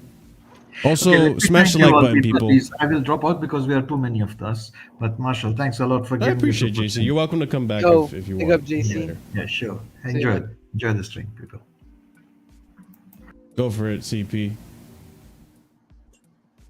Tell me about your short-sightedness, CP, if you're still there. Since we're doing the whole Gamer for Life, I'm on the tirade. This is the same man 3 weeks ago was on Flawless's stream saying we're going to win 3 trophies to 4 trophies, okay? This man couldn't apparently see, apparently our defense being that, like, being amazing, apparently, because if we could win 3 to 4 trophies, our defense must have been amazing. And we only added Tosin.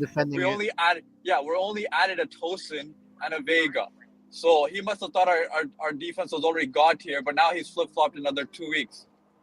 Wow, what a surprise from Gamer for Life. Hey, man flip-flops as quickly as they can change your mind. Man flip-flops as quickly as freaking flipping a coin. My God, like it's not like we didn't concede last season 63 goals, but apparently we're gonna be the best defense. My God, dude. Like this is what happens when we're trying to be clickbaity, my guy. Like when we're just trying to do takes for takes, right? Like we're gonna win 4 trophies now. We're gonna be bums. Next, he's gonna say we're in relegation fodder. Like, choose a lane. Stick longer than a month. Just stick to that lane longer than a month, please. I mean, listen, man. We're allowed to change opinions, just not that quickly. That's crazy. The season hasn't even started yet as well. That's the thing. You've got to let the season Yeah, that's another thing too. The season hasn't started yet. At least he's not Rainbow the God, though. No. Bring up Rainbow's mirrors. Kaisa Maresca won't win 5 games. Come on, bro. See, at least he's not that. I gotta give Gaming for like that. He's crazy, not that. bro. Yeah, he's not that. Shit, we're gonna be relegated. No, literally, we're getting relegated. Actually get relegated. Chelsea, man. Oh man, but let's look at this second goal too, because this second goal, honestly, I looked at it and I'm like, yo, Badiashile, what the hell are we doing, bro? Like, I think you could have gotten there, my guy. He would have got it. He just slowed down and stopped running. Thank you. Like, the goalie's already blocking the pass. Your only job is to block the shot on goal. That's it. Just be there. Like, right? He could have gotten there. I'm not the only one that thinks he could have gotten there. Right? No, he could have. gotten there. Definitely could have.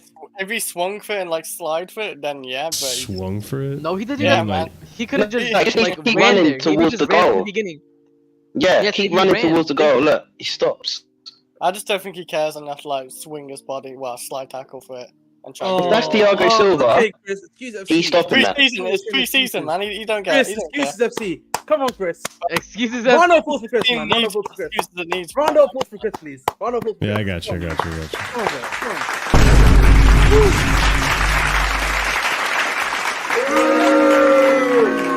Get this fool Chris out of here, man. He said, boo him. Boo No, that man. Why I do you already do that? kicked him Oh, once. I already is- kicked him once. I can't kick him Is his ability not good enough to do that, or You know what, man? Come on, Maybe by bro. the show's cooked. Maybe by the, you know, I've been Yeah, wondering. Maybe by the show nation. he can't reach Competition that far? nation. Zuma would have. Zuma would have. What? Oh, He's- okay, you know what, man? he was Zuma Glazing. Zuma Glazing in 2024. I like Zuma, man. Zuma Glazing Bro, in 2024. why is this stream trying to bring back 2020 Chelsea, bro? Like, chill. Bring back You know what it is, the man. Crazy. You know what it is, man. I feel like, you know, Chris. We know about Chris and his love for sheep. You know, what I mean, maybe Zuma's one of his sheep. Jesus Christ. You know. Hey, Chris, man. We know, man. That is alright. What is wrong with this guy, man? You know. I love that. You one. already had Will who came on stream earlier with Tuchel. You know what I mean? We know that Tuchel's his daddy. No, Will was So, cooking though.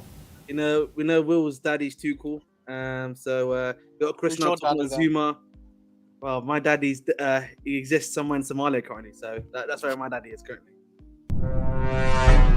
We don't know. We cannot confirm or deny this from Ahmed. Actually, speaking of confirm and deny, real quick, Dark did ask us. I'm gonna save my and Ahmed. I suggest you do too, and Chris, you do too. I'm gonna save my prediction for where I think we're gonna finish until the prediction show which we're gonna do.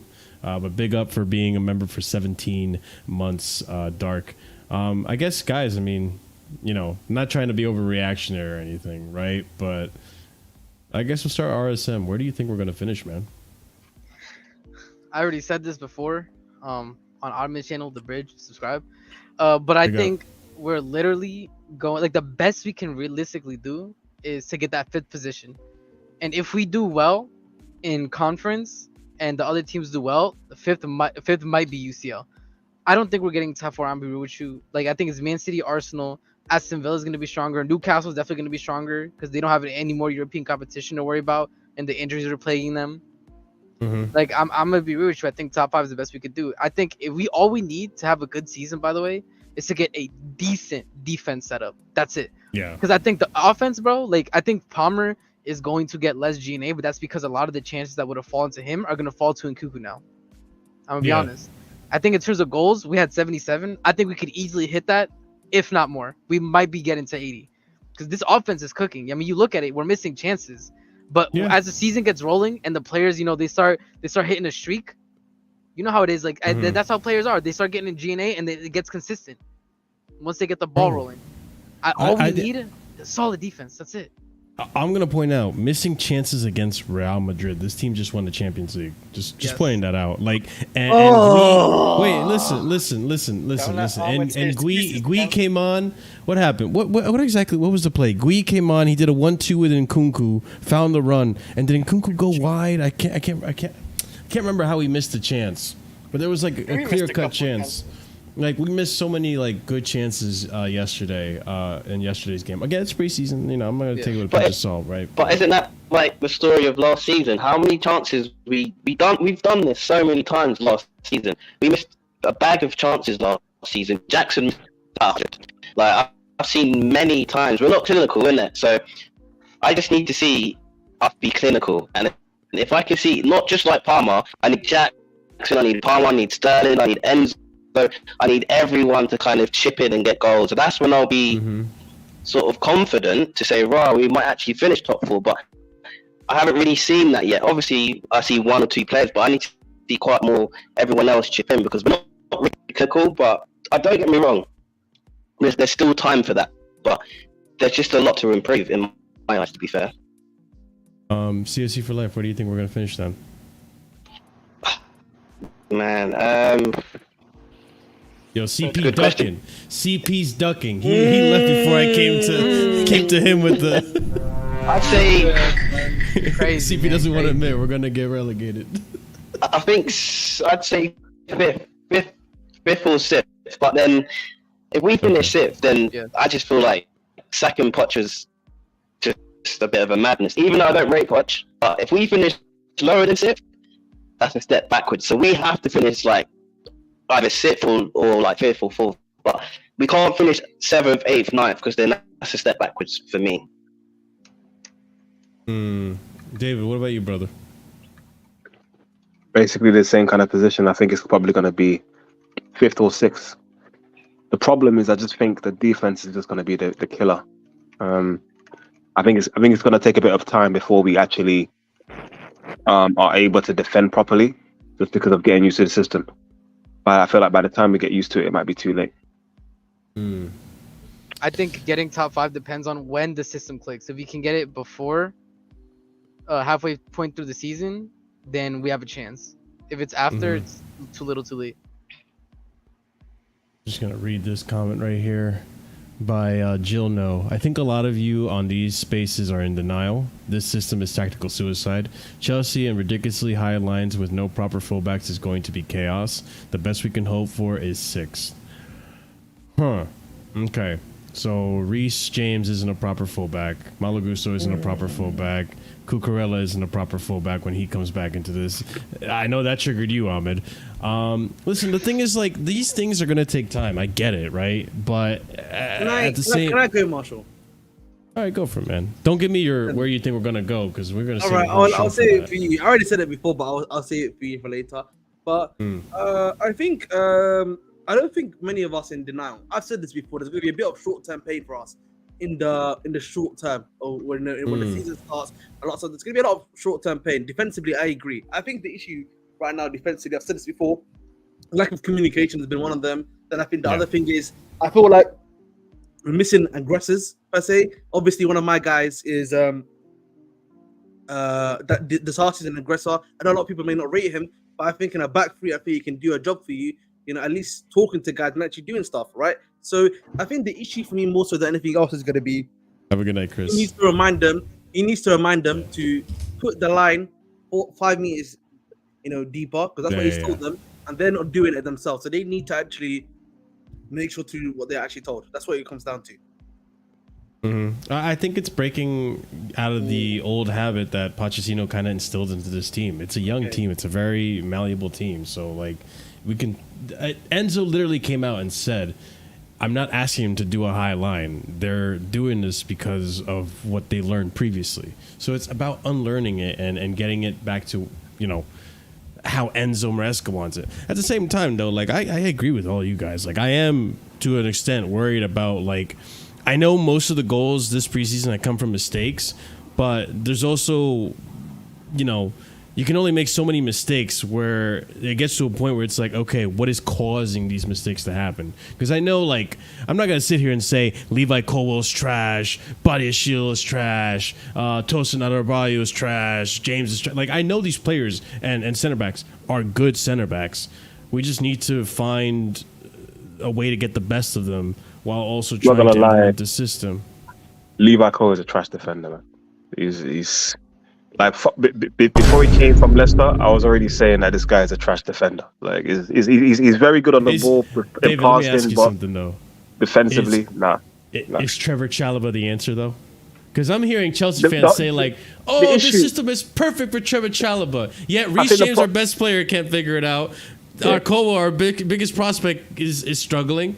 So you expect me to believe that I'm not saying you're saying this, but Chelsea fans out there saying, "Oh, Chalobah would have been perfect for this." Like, bro, I think the issue. I think the key issue with David is kind of right. The key issue. I think the key issue with Chalobah is not that he's better than Cole or is better. The problem is just that how much did we spend on Disasi? 40 something. Yeah. So we spent about 40 million on Disasi. Was that really needed? Is he that much better than Chalobah? Like, really and truly, that we had to spend 40 million on? Yeah. That is the issue. It's like we're spending 40 million on like squad players, like when we already have squad players. What's the point? I get that. I literally just went through this with Ahmed yesterday. I went back to the logs. All right, I went back into the logs, and we did not buy Disasi because of yes, Fofana. we did. Yes, we did. We purchased Disasi as a result. Yeah, you know what? I can pull it up too. Like I could dead ass pull up the damn clips right now. Is that when Fofana got injured, and then we tried to get Disasi? I think because Fofana had that long injury. We were not in for Disasi. We were in for. Where are the links, Ahmed? I gave you 24 hours to find the links, and you still not giving me links, bro. I just have no bullets to check, but I'll check it now. I'll be. Yeah, because you're not gonna find them. You have fun. I'll give you the rest of the stream. I'll give you the rest of preseason. What's left of it? I'm gonna figure this out right now. Hold on. I'm gonna pull it up. So this is the original stream where, well, Casually FC. We kind of read the news right after Fofana got injured, and let me just pull this up with the audio. That way you guys can actually hear it. Share screen, tab, preseason, blah, blah, blah, blah. Boom. All right. So this is the stream. Fofana out for the season, right? He needs surgery after a scan. Ruptured essentially. Well, actually, let's continue. I think there's a tweet here that explains it. Okay. Simon Phillips reporting on Nazar Kinsella report, which Nazar Kinsella semi-reliable, saying Chelsea are ready to enter the transfer market for a new center back following Wesley Fofana's serious knee injury. Fofana is at risk for missing. Okay, yada yada. You get it. They're entering the transfer market for a new center back following Wesley Fofana's knee injury. So this was, let's see, I don't have a date here. I think it was July 19th, and then we go into August 2nd, literally like a week and a half, we get Axel Disasi. Oh shit, I fucked up the damn clip. Hold on, give me 2 seconds to fix that real quick. Also, I'm still on the original tab, so good thing I fucked it up because now I can fix it. Boom. And then you got Surfer pretty much confirming because he I'm not saying Surfer's a source, but you know what, mate? I've got even better source than that right now. I can give you April the 14th, yeah, 2023. How about that, buddy? How about that, buddy? Right now, you know Where what? Is it? Did you last put in one. The thing? Yes, the last Okay, comment. Okay, the last comment on the private chat. This feels like Fabrizio versus Ornstein. Damn, bro. For real? They going source for source. Okay, hold on. Let me finish my source, and then we'll go. Like in the end, we will see who lied, bro. Yeah, Fab versus Ornstein. The way Like, it looks damn. on paper, it's a sign for me they're not 100% confident going into a season with four centre backs and one of them's Chalobah. So, for me, that's why they're not comfortable. Or else we weren't linked with really any other defenders, were we, before Fofana got injured? So basically confirming everything else that we knew. Now let me pull up Ahmed's sources here. The last one, please. The last one. I'll pull them both up. Hold on. I'll just last share one, my window real quick. Boom, boom. Is this the last one? I don't know. Okay, United Reds. Fabrice Hawkins, Man United, Arsenal, and Chelsea are interested in Monaco's Axel Disasi. Have not made an offer yet, but are ahead in the race for the player. This was June 21. Okay. And then there's another one. The next one, please. I got you right now. Axel Disasi been linked to Chelsea, Man City, and United. No surprise. What do you mean no surprise? This is April 14th. Thank you very much. But who is the source here? Football Transfer? Listen, you can say whatever you want, brother. You were linked to I gave you Nazar Kinsella, bro. You want me to make up a tweet from fucking 2024 saying, yo, we were linked with this size? Nah, you are... I'll give you this one. I'll give you this one because Fabrice Hawkins is actually someone. You literally just... Nah. No, you listen, bro. You! What are you talking about? We got you, brother. You are waffling. You're not getting me for anything. Marshall thought he could crash it on me, innit? I'm the crasher in this. On No, you are not the crasher, bro. I'm the Casually You crasher. You crash cars, bro. That's what you're saying. I don't drive one. I would probably crash a car. Yo, man, to be fair. Crazy. Big up Star Slayer 344. What's going on, bro? What are you saying, man? Yo, who crashed on who? Nothing much. Nothing much. I'm chilling. Like, just watching this preseason. I'm not gonna lie. Like, I haven't been impressed with our defense, like at all. And if this 100%. doesn't fix up, like, they're gonna cook us this season. By they, I mean every team in the EPL. I'm not gonna lie. Like they might with a decent winger, bro. They're gonna eat. Yeah. Especially against I won't lie. Levi Colwell, when he came in, I watched some games of him at Brighton. I was really backing this guy. He might be a fraud. I'm not gonna lie. This guy might be a fucking fraud. I don't know the way that he's playing right now. And I wasn't even impressed by him like last season either. I don't know what it is with him. It's very strange. I think in the centre back, you need two good centre backs. Now I can't really name two good centre backs that we've got. Like if you look at the pre-season, it's kind of been like a mix of centre backs. I can't really name two that I could say, right, this is definite. They're definitely good players. Where it's kind of like one player's good and then. Oh, your connection is crazy. No, the connection was crazy. It was only bound to happen. Red card by VAR. What the hell does that mean? I put a poll in the chat. Let's see. At the end, we'll see who won. Who's juicier. I think with Colwell, it was one of those things where people just got gassed on the hype. Like everyone was seeing that this guy's a good. I watched him. I was like, okay, people are saying he's a good defender. I watched him and I wasn't impressed. But like, even if you go back and listen to what people were saying about him, they were just talking about, his passing is crazy. It's like that. It's like, but I was just thinking like, okay, his passing is crazy, fair enough. But what's his defending like? And then it was that period where like for some reason he was like getting like an own goal every match he played for some reason. So I don't know, man. The guy for me has been fugazi from the first time I saw him at Brighton and Leicester. So I'm not really surprised now about what's happening because it's kind of what I saw would happen. We should have taken the money, man. Bro, you bring up a good point about taking that money because the way that brother was acting like, oh, I don't know if I'm going to get a spot at Chelsea. You know, we need to talk about plans. Like, am I in the manager's plans, this, that, and the third? Starting time. Yeah. Thank you for bringing that up. Oh, no. Now I'm pissed off because, like, what do you mean? What do you mean plans, bro? Can you plan to play better? How about that? Damn. Yeah, but that's the thing is like when everyone is gassing you up and telling you, oh, you're a great defender, like you're gonna be like the next Van Dijk, like you're gonna start feeling yourself. You're gonna start feeling yourself. Bro, it's the same thing with Gallagher, bro. He believed the online hype and he was holding out for more money from Chelsea, bro. My toes! Yo, that's funny. Literally was a reaction. Actually, no, that was a reaction to Ben Chilwell, who's not even made one preseason start. Maybe I don't even know what's going on with him. Now that brother gone. I'm telling you right now. I think so. I think so too. He should be gone. He should be gone. Oh, he should be, but his wages and his price tag are. Ain't nobody want him, bro. We could. Not for the way. It's the whole who want me. Nobody, bro.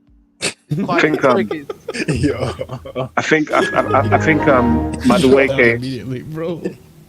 I think Madueke and Chukwuemeka are next on the chopping block as well next year. Oh, especially, yeah, you know what? Especially Madueke, like if he doesn't bang, he's gone next year. What you saying? Esteval Pai is taking over right wing? Absolutely, like, it's over, man. It's if he doesn't do anything substantial this year, it's over. I was just thinking about that too. Actually, earlier today, I was like, "Yo, Carney hasn't made an appearance since like the first game. Like, I don't know what's going on with him. Like, I told you, Marshall. Remember when we had 40 million release codes for Carney Chukwuemeka? I was like, yeah, man. Either the club leaked it or his agent leaked it. That means they want him gone. That brother gone. That's what I said. Maybe. Yeah. How much did we pay for him? Wait, bro, we paid 20 million for him. Oh, we doubling the profit then. Yes. Yeah, let's go. That's why his release codes. I mean, actually, no. Let me not say that because I actually like the player. I actually like Carney. Yeah, tie myself up for that, Marshall. That's actually. Listen, I was looking at I was looking like the Clear Lake, man. Clear Lake eyes. I'm just looking at the money, but I mean, I'm kind of surprised that he hasn't gotten a shout. I mean. It could also be because he's really like convinced by Nkunku and he just wants to start Nkunku in that like 10 attacking 8 position. He's got Dewsbury Hall as well. I told you, man, too much depth. That's it. We have too much depth in that position. We're literally too deep, for lack of a better word. There's literally pause. And that's the That's the other issue with Maresca. When I was speaking earlier about the midfield, is that from what we know in Leicester, is that he's a manager who likes to use the same players over and over again, even if they're not playing well. So even if he starts off with Enzo and Caicedo, doesn't matter how bad they're playing, for a good period they're going to be used continuously. So yeah, I mean, anyone that gets used, that gets an opportunity, you better bank, because if you don't and he takes you out of the team, it's going to be a long time before you come back. And I think the issue is, bro, this is my issue. Remember, I told you, Marshall, yeah, when I said to you before, too much stockpiling, where you don't have the clubs to send the other man them to. You know what I mean? That's what it comes down to. Strasbourg Nation, I'll be honest, is full. It's actually, I was thinking send guys to Strasbourg, but like it's genuinely actually like they've got too many too. Like I don't know if you've been seeing it, but is like that true? Yo, they're buying players like they're like a crack addict, bro. They're going for our last year transfer window. We were just buying guys non-stop, literally. They bought like 6 players, I think, just this season alone. Are they? Plus the guys they got from Chelsea. Yeah, so that's what I'm saying to you. They brought so many guys into that team. They just complete like a deal for a guy from Porto, if I'm not mistaken. So they're full up. You haven't got the Sporting Lisbon. Bro, where are the Strasbourg ITKs, man? I gotta start following the Strasbourg are ITKs. Young players that they're getting? Yo, where No, they're not. Steve They're at, not. bro? They're not actually. There was like some guy they got for 24, 25-year-old. They got a couple of like 24, 25-year-olds actually. They started to bring in, and again, that's what they've done. They then obviously don't have a Sporting Lisbon club that they've been trying to get. No club in Brazil yet that they've been allegedly trying to do. But then they keep on buying these young kids every single time. But bro, we don't have space for them. We don't have space for you. And we're not even selling as many people as I thought we would have sold by now. Do you think maybe we're waiting until the last minute? Brother, there's we 2 still weeks. have... There's 3 weeks left of the transfer window, bro. Yeah, unless, we could do some damage in 3 weeks. Unless you think the club is gonna somehow crash out, yeah. On we got Axel Disasi in a week and a half. On All I 12 see players, is, and nah, bro. Like Carney, there's been no movement on that. Chalobah has been low key kind of dead. I'll be Sterling, honest, that's nobody bad. want him. Chilwell, ain't nobody want him. He's on 200k a week. Lukaku. RSM. He's on 200k a week. No one's gonna want him. No way. Chilwell, bro. He's staying this season. Like I want people to understand that. No. He's staying this season. That's the same thing with Sterling. Like our best shot at getting somebody off the books is Lukaku. I'll be honest. I'm surprised with Chalobah, by the way. I know a lot of people are gonna hate me saying this, right? But Chalobah, I thought he would actually be able to move to like a UCL club. Maybe I overestimated Chalobah's value to other clubs, because the fact that only Nottingham Forest and now Crystal Palace are going in for you, bro. Bro, I don't know what's going on. What am I saying? I think it's the market, bro. I'm real with you. I think it's exactly, yeah. That's the issue. It's just teams don't have money to spend. Like the teams, the teams, PSR and shit, man. The teams that would want him are in Italy, but they don't have the money. They're too broke. So and they're stingy, even if they have the money. Yeah, exactly. So it's like now it's the only clubs that really that can afford him are Premier League clubs. So yo, Jay is absolutely correct. By the way, that's another who up. Nobody wants you, bro. Yeah, bro. Yo. Yeah, apparently they're renegotiating deals with Broja. That's the last I checked. Actually, I think I have the tweet somewhere over here. And this is the thing, I mean, we had 3 weeks left. We have so many potentials, but nobody's at the door yet. Like, you're right. Nobody's at the door yet, bro. No one's out the door yet. Like, it could be that we get everybody we wanted off, and everybody that was rumored leaves, or we could get literally nobody. Because as of now, it's nothing. It's quiet. I've said this before. I'm reading this the last deal we make this to transfer window. I'm gonna say it right now. Please no, bro. I can't. Listen, accept it now. I'm telling you this. I've told my chat. I've told Casually FC. Accept it right now. Here's your last deal. Simple as that, man. Hate it or love it. That's the game right now. If that's the last deal, bro, it's looking I like for my own mental health, I'm gonna delude myself into believing there's a possibility, because I can't go like Sam was the last deal this summer, bro. Again, like we need to be realistic here. Broha, I think Broha, you can't really get any money from him, bro. You're losing every time on the pitch, respectfully. Like, I know he's obviously gone through a lot of hardship. I've given him that, that thing about the ACL. It takes time to come back from it. But realistically, every time he's been on the pitch for us, bro, he's looked less and less good. Simply. Yeah. The problem is like, Broya got what I call grenade injuries. It's like what happened to Ronaldo in his knee. He just got a grenade to his knee. Like, bro, like it's hard to recover from those dogs. Yeah, it's gonna take years for that. But like, it's not even just like a physical thing. It's also a mental thing. It's a mental thing. You can't- see when he plays striker, bro, he's big, but he doesn't want to put his body and like win the ball. But to be honest, as Bro ever been that guy though, like as a striker, No. I don't think he's ever been that guy, anyways. But I've Like, always felt like he was a mid-table, bro. I've always felt like he's a mid-table guy. Yeah, the funny thing is that Bro is actually kind of, before his injuries, he's actually kind of similar to Jackson. That kind of like all-round football, but just the finishing was just poor. And if anything, it seems like his finishing has even got worse, like since the injury. So, yeah, I don't know. I don't think I think he's probably mid-table, like Crystal Palace. It might even be less than Crystal Palace now. It might be like even Sheffield. The thing about him, Sheffield I've said before, I feel like his striker type works best in Italy. And the problem is, bro, maybe no Italian club's got to spend 20 million on him right now, bro. That's the issue. So obviously let's move him on. Nacho Fofana, ironically, he might be getting sold to Leicester. Like they've already got like either a loan or actually a sell deal going on right there. So that's one guy. I didn't want him to leave personally because I actually rated him. Really? Yeah, I actually rated Nacho Fofana. Yeah, personally. I like him too. So I wanted him to be actually given a season to actually play the game. Not what happened to under par, but obviously he's now on the move. Chalobah, we've spoken about, probably going to go to Crystal Palace with that money they get for Gerhi. I think that's probably just the reality right now. If he can't get any other offers right now, he's just going to have to hold it, I'm afraid. Like, he knows himself that, either he's not coming back to first team training. Yeah, and for me personally, after what they did to me, after the way they violated me as a man, personally, I'm not going back to that, bro. I'm sorry. Yeah, but Crystal Palace is a good project, though. They're looking up in terms of their trajectory, so it's a good project to go to. Yeah. So after that, like, who else am I missing, guys? Chukwuemeka, I think, I've got a sneaky suspicion. Chukwuemeka, by the way, if he doesn't get sold, like, he's gonna go out on loan. That's my theory right now. I mean, I would hope so. Like, I think he has really good potential. That's my theory. I think if he kept this depth.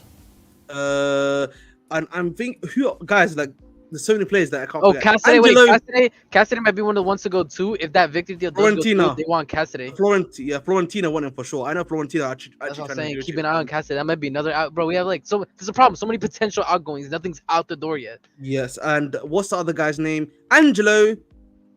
I think he's going on loan. Loan's happening. Ugo Chukwu, loan as well. We know Ugo Chukwu's going out on loan, probably to Everton, if I'm not mistaken. What the hell happened to Washington? Well, Washington does not even exist. Had a minute. Washington's PO2 legend, man. He's a PO2 legend. Yeah, he's PO2 legend. Yeah. Oh yeah, but yeah, that's right. We have the it's under 21s, right? That we could just put it into the.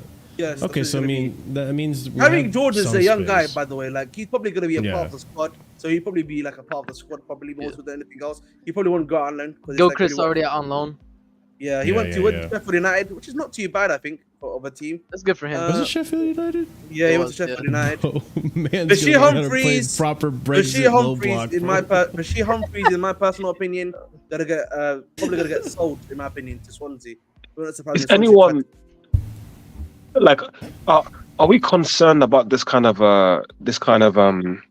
Orden. What's the word? Yeah, basically, of all these players, like, where, because like I was thinking about it, like, if you look at the amount of keepers we've bought, right, already, like, put all the money of our team right now. Put all the money for the keepers together, and think about who could have bought with the money. There's a tweet with our team on it. Yeah, have you seen it? It's like a tweet of our whole team of what it looks like right now in all the positions. Yeah, and it's like, because I'm thinking to myself, like, I understand what the board are trying to do. They're trying to minimize financial risk by saying, well, if we buy all these young players or whatever, and give them 7-year contracts, it means that, if we lose money on them, the loss is not going to be as big as maybe losing a loss on a 100 mil player. But then the issue for me is, okay, you're trying to make money back on these players. What's the development looking like for you to be able to get the money back from them? Like, if Omorodion comes into the team now for 35 million, he doesn't even start games because maybe Jackson is banging. How are you going to get the money back from him? Omorodion is going to Conference League games. He's getting Conference League games. It's literally it. But, like, I agree with Daniel, bro. That's the issue I've had. You only got one club to send a lot of these guys to, right? You only got one.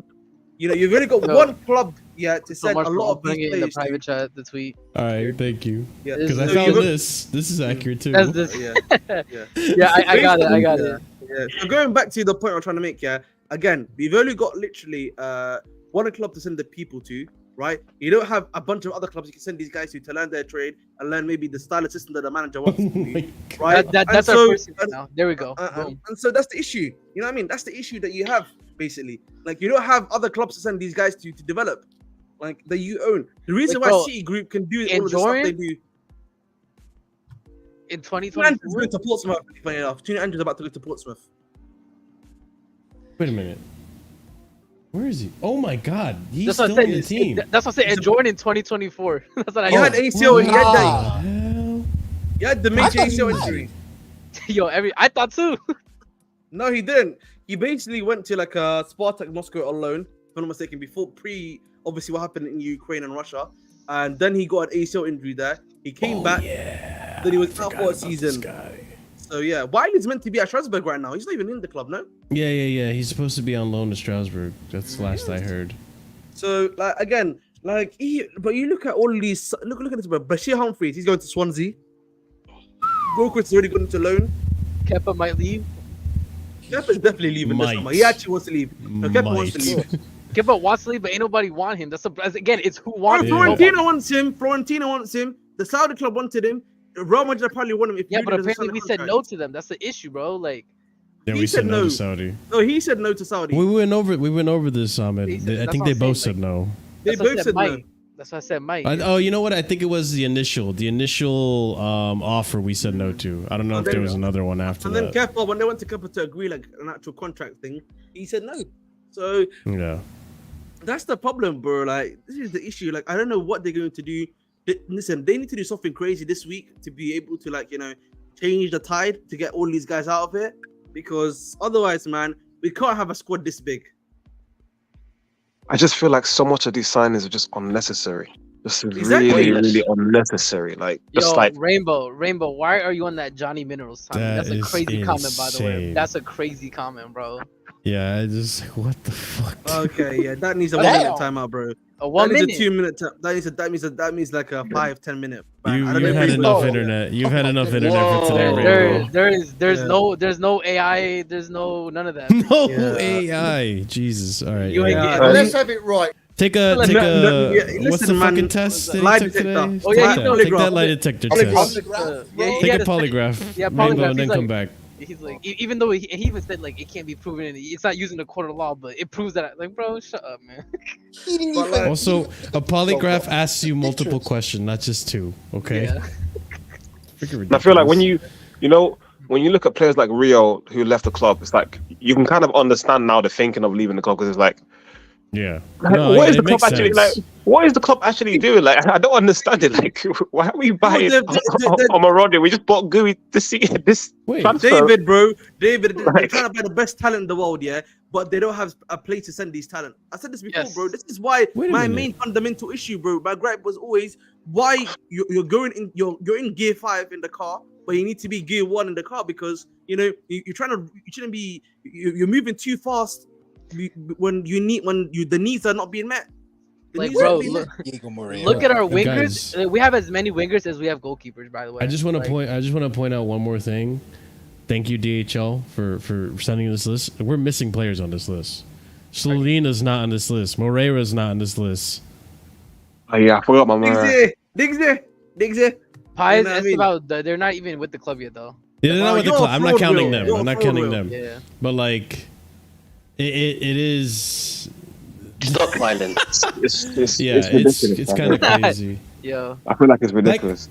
I understand the model of like flipping and selling, but also like what are you supposed to do with the squad? And then what you guys said too, like how are you supposed to improve the prices of these players when you're not giving them the game time they need to develop or improve on their price as well? Like Fofana has improved on his price clearly. Like, he had a stint at Union Berlin, wasn't that great, but then he came to Burnley. He did pretty well. Where else did he go the season before that, actually? I forgot. He loaned him out for a little bit in January. All right, did we? I don't even know. No, he didn't get any play time. Actually, never mind. Yeah, Chelsea didn't get no play time. Yeah, and I think how bad it's going to get, yeah? If you keep signing all these, like, wonder kids, yeah? There's not going to be a place for wonder kids, because we're going to buy so many for so many positions that all of these guys are not going to play, and then it's just going to damage the youth. It's just going to damage the youth, because there's going to be guys thinking, "Wow, why do I want to go to Chelsea if they've got like 10 wonder kids?"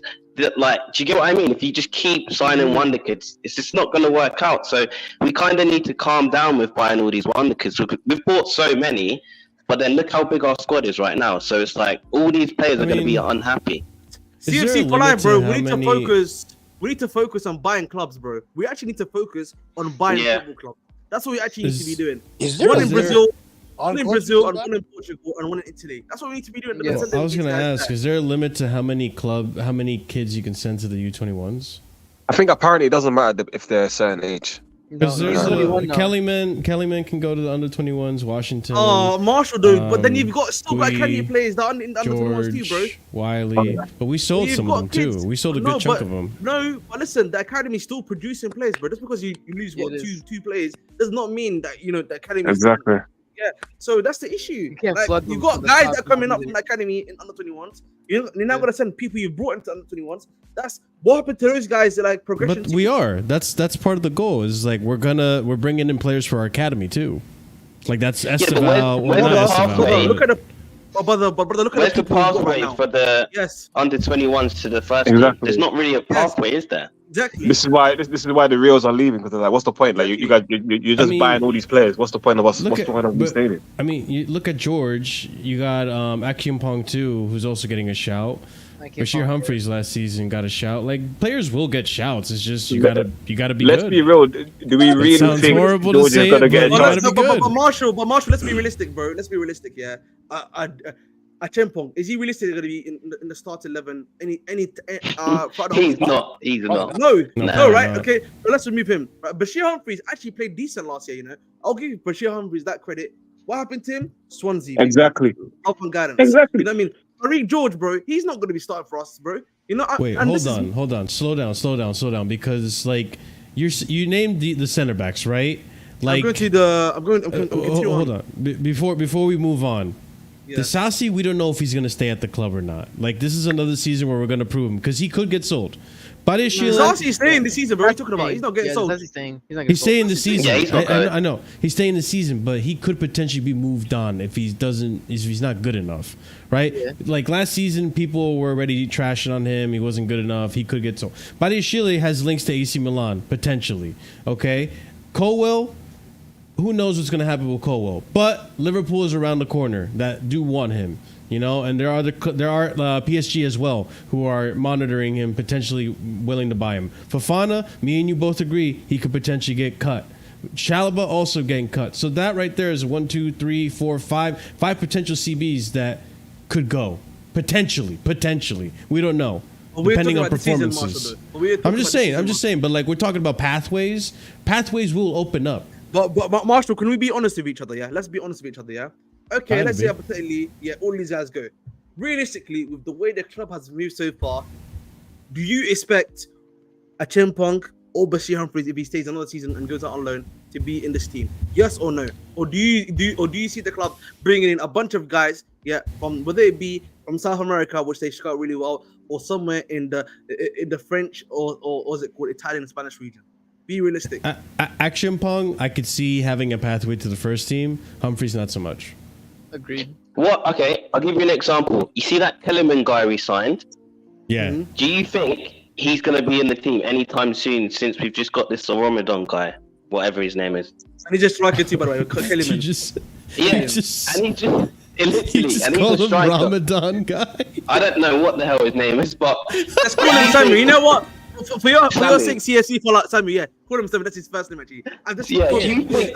Do you think Kellerman's going to come in? We signed Ramadan for 35 million euros, bro. we signed the whole last holiday.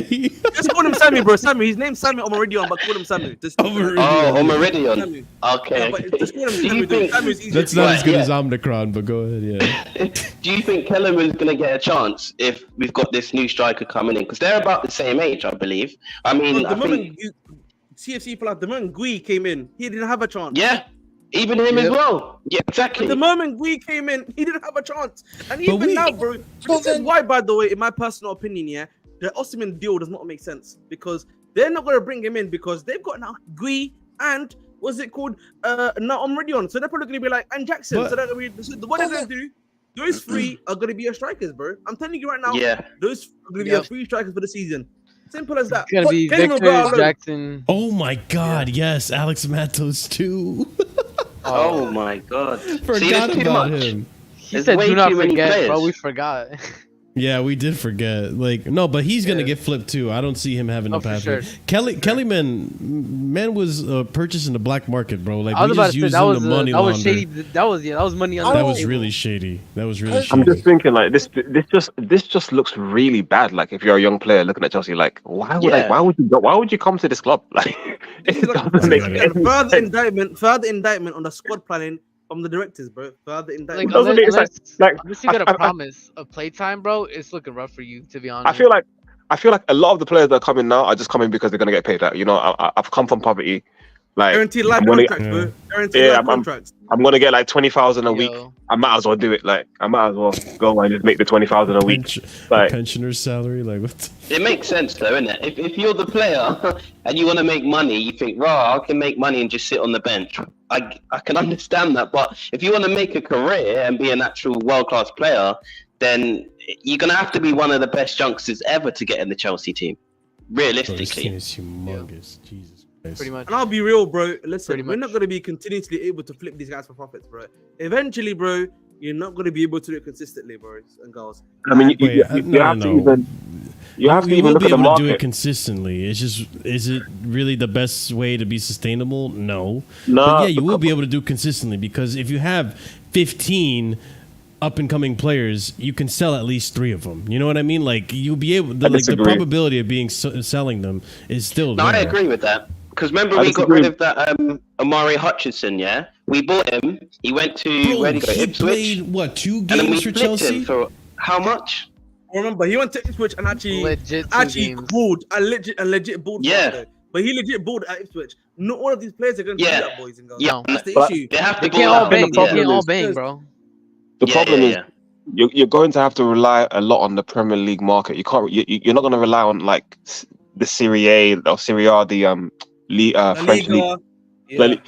But these teams are not going to spend like 35-40 million pounds on like youth players. So it's gonna have to be on the Premier League market. And I don't see a lot of teams outside of the Championship teams buying these players, especially when they're not getting game time. You know, the teams that have come up from the Championship buying them because they're not getting enough game time to show that they're valuable assets to be buying. Yeah, and also what you need to realize, Marshall, is that remember what are the prices you're buying these guys on? 10 million, 20 million, right? So the profit margin you're looking at really, if you're trying to sell them to, let's say, even Serie A or La Liga, probably 5 million, 6 million profit margins realistically. If they're willing to spend 25, 26, if they're good enough, bro. But the thing is, bro, Serie A does not spend that much money. Only Juve spend 40 million, 45 million, bro. Not Inter get their players on freeze. AC Milan spend 20, 25 million tops, on players. No, he's right though, because if you look at the Premier League teams, we got rid of Lewis Hall. We got rid of who's the other left back that went to Aston Villa. Livramento was another one, and him as well. We obviously my boy Matt, Ian Maatsen. Aston Villa. Yes, exactly. So it's the Premier League teams that will spend the money, as you were saying. It's not really teams from abroad that are really putting down that much money for these like young players. So it's a difficult one. Marshall, the Premier League outspends every other league by I think like triple usually, or if not double. So much. Yeah, they spend that's the amount of money that they spend here. I get that. I mean, I agree with what you guys are saying, but at the same time, we're a good selling club. Like we just sold Conor Gallagher, like for more than what people anticipated him to be sold for. But we sold him to Atletico Madrid of all clubs too, which I don't think, as far as spending money, think about it like that, Marshall. Marshall, but look at Gallagher. Sold Havertz. Yeah, but bro, RSM guys, this is Gallagher's actually the perfect example for us to use. And that backs, I think it's Daniel, correct? The gentleman that's under me, if I'm not mistaken. Right? Yeah. So like, we sold Gallagher to Aston Villa for £35 million basically. It's 40 million euros, but it's 35 million in British pound sterling. We almost sold this brother for 20 extra million, right? Yeah. To Aston Villa for 50 million. Yeah. Look how much that gap is, by the way, right? Yeah. It was less. Look at that. Obviously, it's less, but I'm saying drop the value. yeah, that value, bro, is like a crazy drop. That's on Gallagher though. That's not on. Yeah, that's on Gallagher, the bro. ownership. No, that's actually not on. No, that's not on the. No, I'm not saying it's on the ownership. Atletico, though, isn't it? It's really on the actual league. Yeah. It's actually on the market value of the league. Yeah. Like there's a PO tax, bro. Exists. That's why we call it PO tax. Beans on toast tax. Bro, that's what I'm saying. Because we asked for 50 million, didn't we? We wanted to get him selling for like 50 million. So we've obviously had to lower it to, please Atletico, and then obviously make this deal with that Samu guy at the same time as well. So it's a bit of a exactly.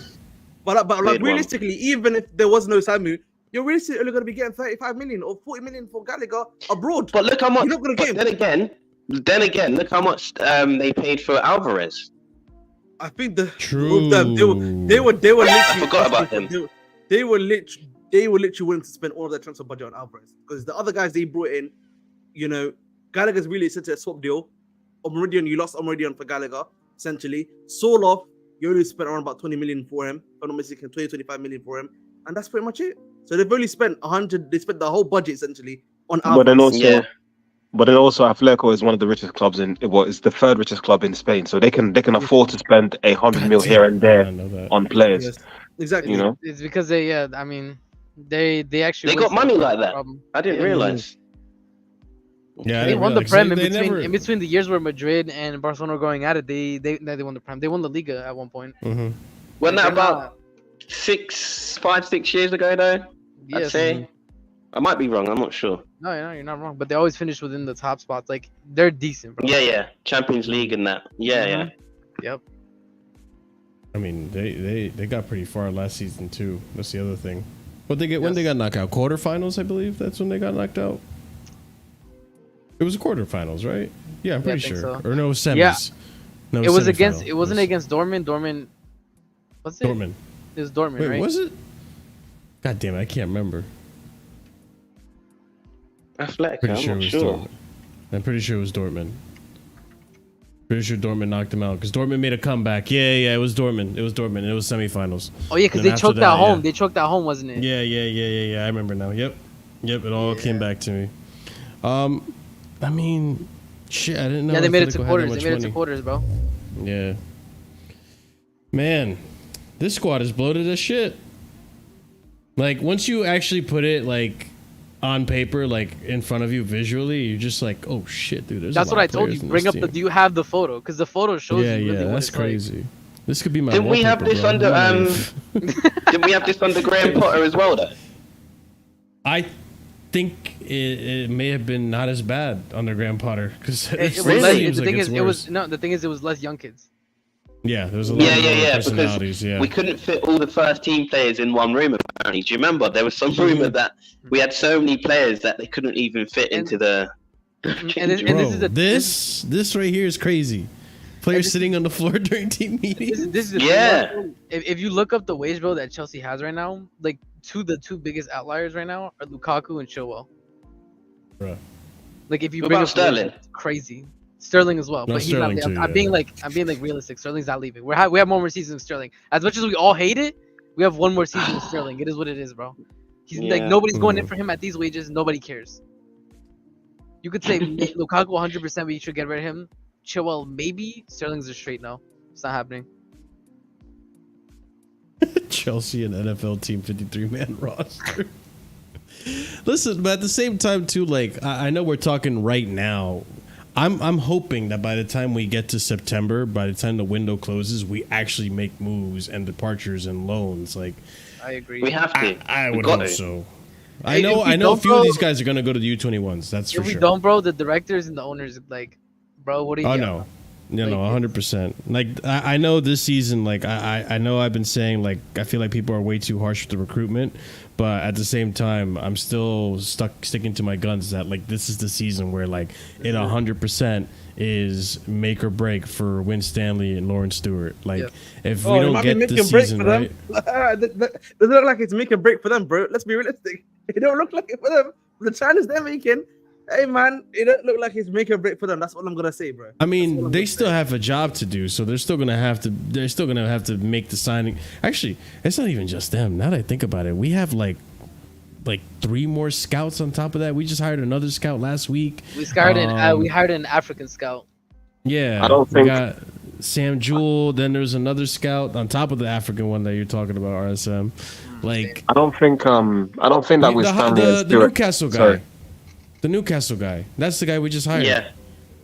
Yeah. I forgot his name. Yeah, go ahead, David. My bad, bro. I don't think that we're standing still have to worry about the job. I think everything they're doing is a directive from the board. Exactly.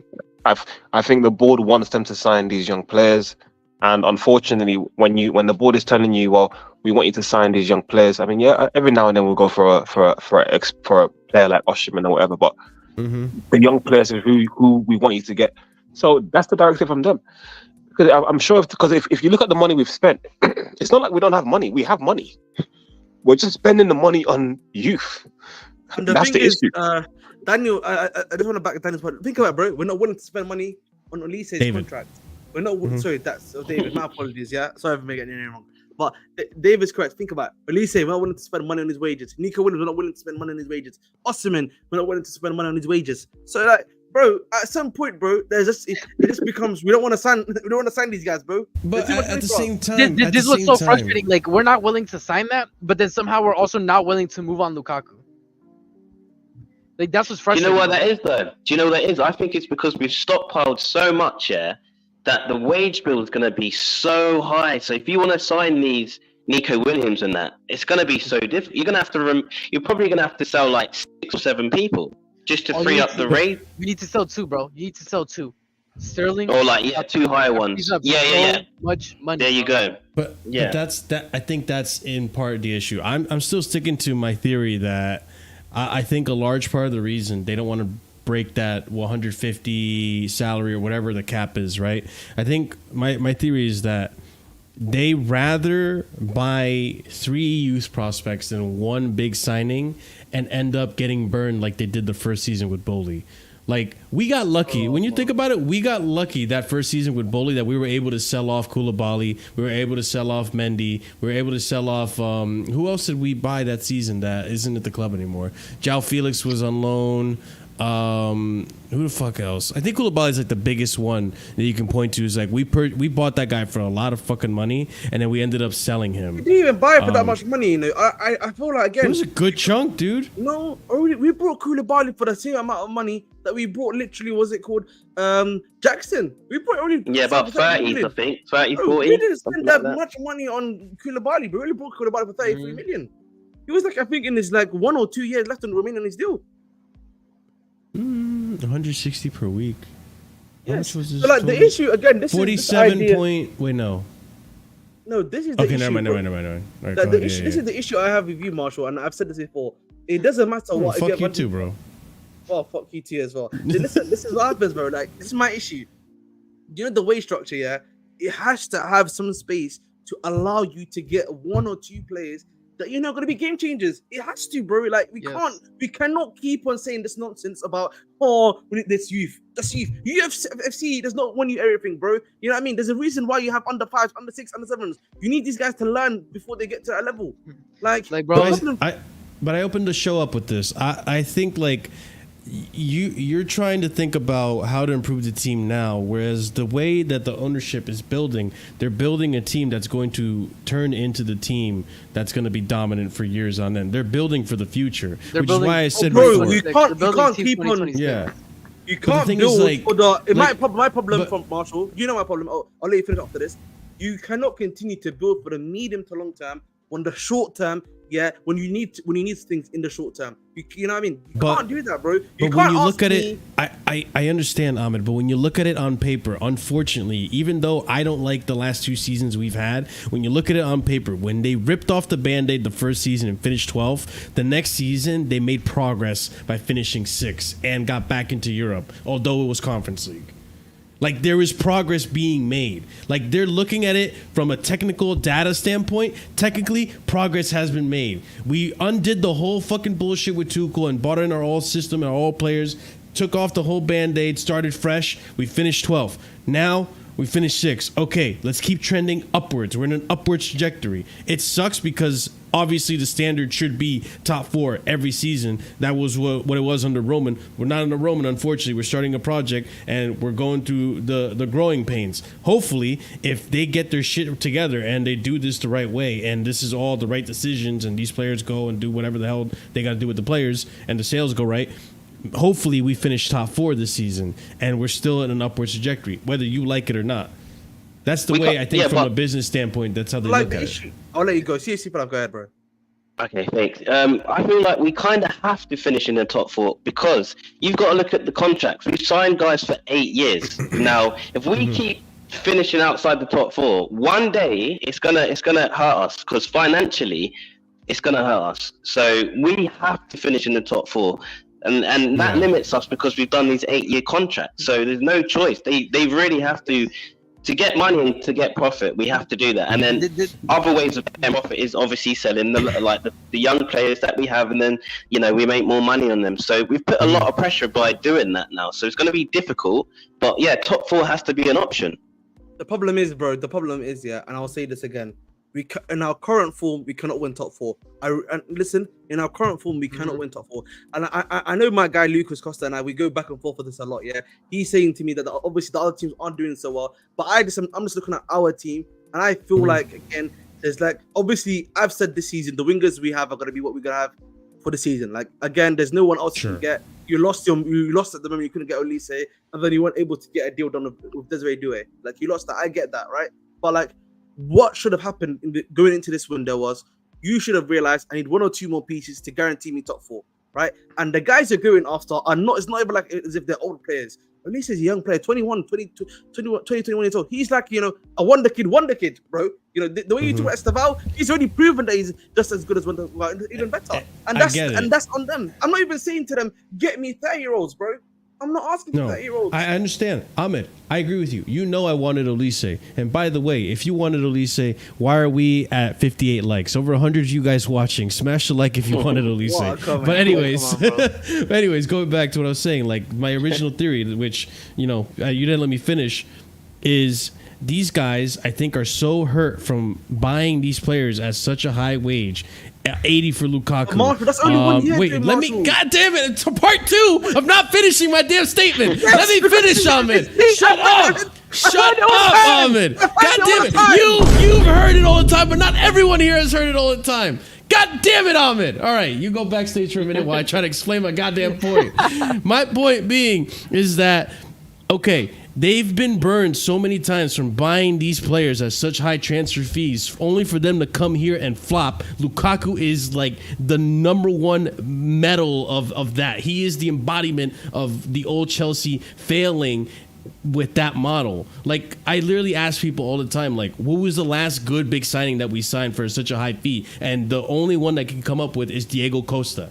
We haven't signed a good player like that, but from a big transfer fee in ages. So when they look at that, on top of it, they're going to want over 200 a week. If you bring in the player and he doesn't cook, then you're stuck with the player because they're going to want more. No club is going to pay more for their wages if they're already on over 200. That's why I get where they're coming from with the whole wage structure. That's my theory. But don't you think it's if you go, you're buying sort of less quality? You're not going to buy premium, right? You're going to buy sort of potential. So that then makes it harder for you to guarantee top 4, because back in the day we used to buy ready-made players, premium players like Makelele and all these guys that are already made. So we thought, you could then say you're going to get top 4, but now it's a massive risk. And then you then employ a manager that's only had 1 year in, not even in the high league, in the championship. Then that's another risk on top. So then it's that puts a lot of pressure on him. And then our fans are not going to be patient because they're not going to want to, have another season like we did last year or the season before when we had Potter. So it's there's so much pressure. So it's not to say we can't make it, but it's so difficult. It's really unrealistic to put that pressure on a manager like Maresca and then not give him the world-class signings like an Olise, an Osherman. But I understand why, because of the financial and the contract structure and how we are. So it's just difficult. But obviously we need top 4. There's no other choice. The thing is, Marshall, I cannot, I think it is a stupid argument to ask Maresca for top 4, and when he has little to no experience. You know what I mean? It's simply, it's stupid to be asking that of the manager, and then you're not providing him any weapons to at least, ease his problems. You know what I mean? You're not even giving him any weapons to ease his problems. And the idea that they've been burned by big transfers, bro. The biggest transfer they did that summer, if I'm not mistaken, was correct me if I'm wrong, was Kukurea, literally. And now he's actually working out for them, unironically. Yeah. Right? Other than that, everyone else they have brought for big money has been Mudryk, Enzo, and Caicedo, right? And they are putting belief in these guys to actually work out, and they're playing consistently for them, right? So they're willing to spend the big money. It doesn't matter about whether or not they can't spend the money. They're willing to spend that money. So why not spend that money and get yourself a guy that's definitely good enough to do the job for you with those wages? For me, it's just very stupid, bro. The logic is not logicking. That's my issue. But that's why. Go ahead, RSM. It's fine. I'm finished. That's why, for me, this season is the make or break, bro. Any issue that we had, any problem with the structure, any problem with the way that the sporting directors have been leading the club, this season everything comes to roost. It is what it is. The fact of the matter is, they hired Poch for whatever reason. He failed. Let's be honest. Last season should have been Maresca's first season. Yes. Yeah. Sure. That's the way it should have been. Let's be honest. If they knew they wanted, we want to play possession ball, why hire Poch in the first place? That's on sporting directors. That is the biggest, bro. RSM, I've said this for the longest time, bro. You hired a guy that wants runners when you've got the vast majority of the squad is technical players. Exactly. And now we filled up, and then again, whether or not we agree with it, right? We have Lukaku, Sterling, Chilwell on the books. It's been 4 windows. Was there really a heavy push to try to get them out the way that we should have? Well, Lukaku kind of fucked I think everything up. I think the problem was, but the salary is crazy. Their salaries are crazy.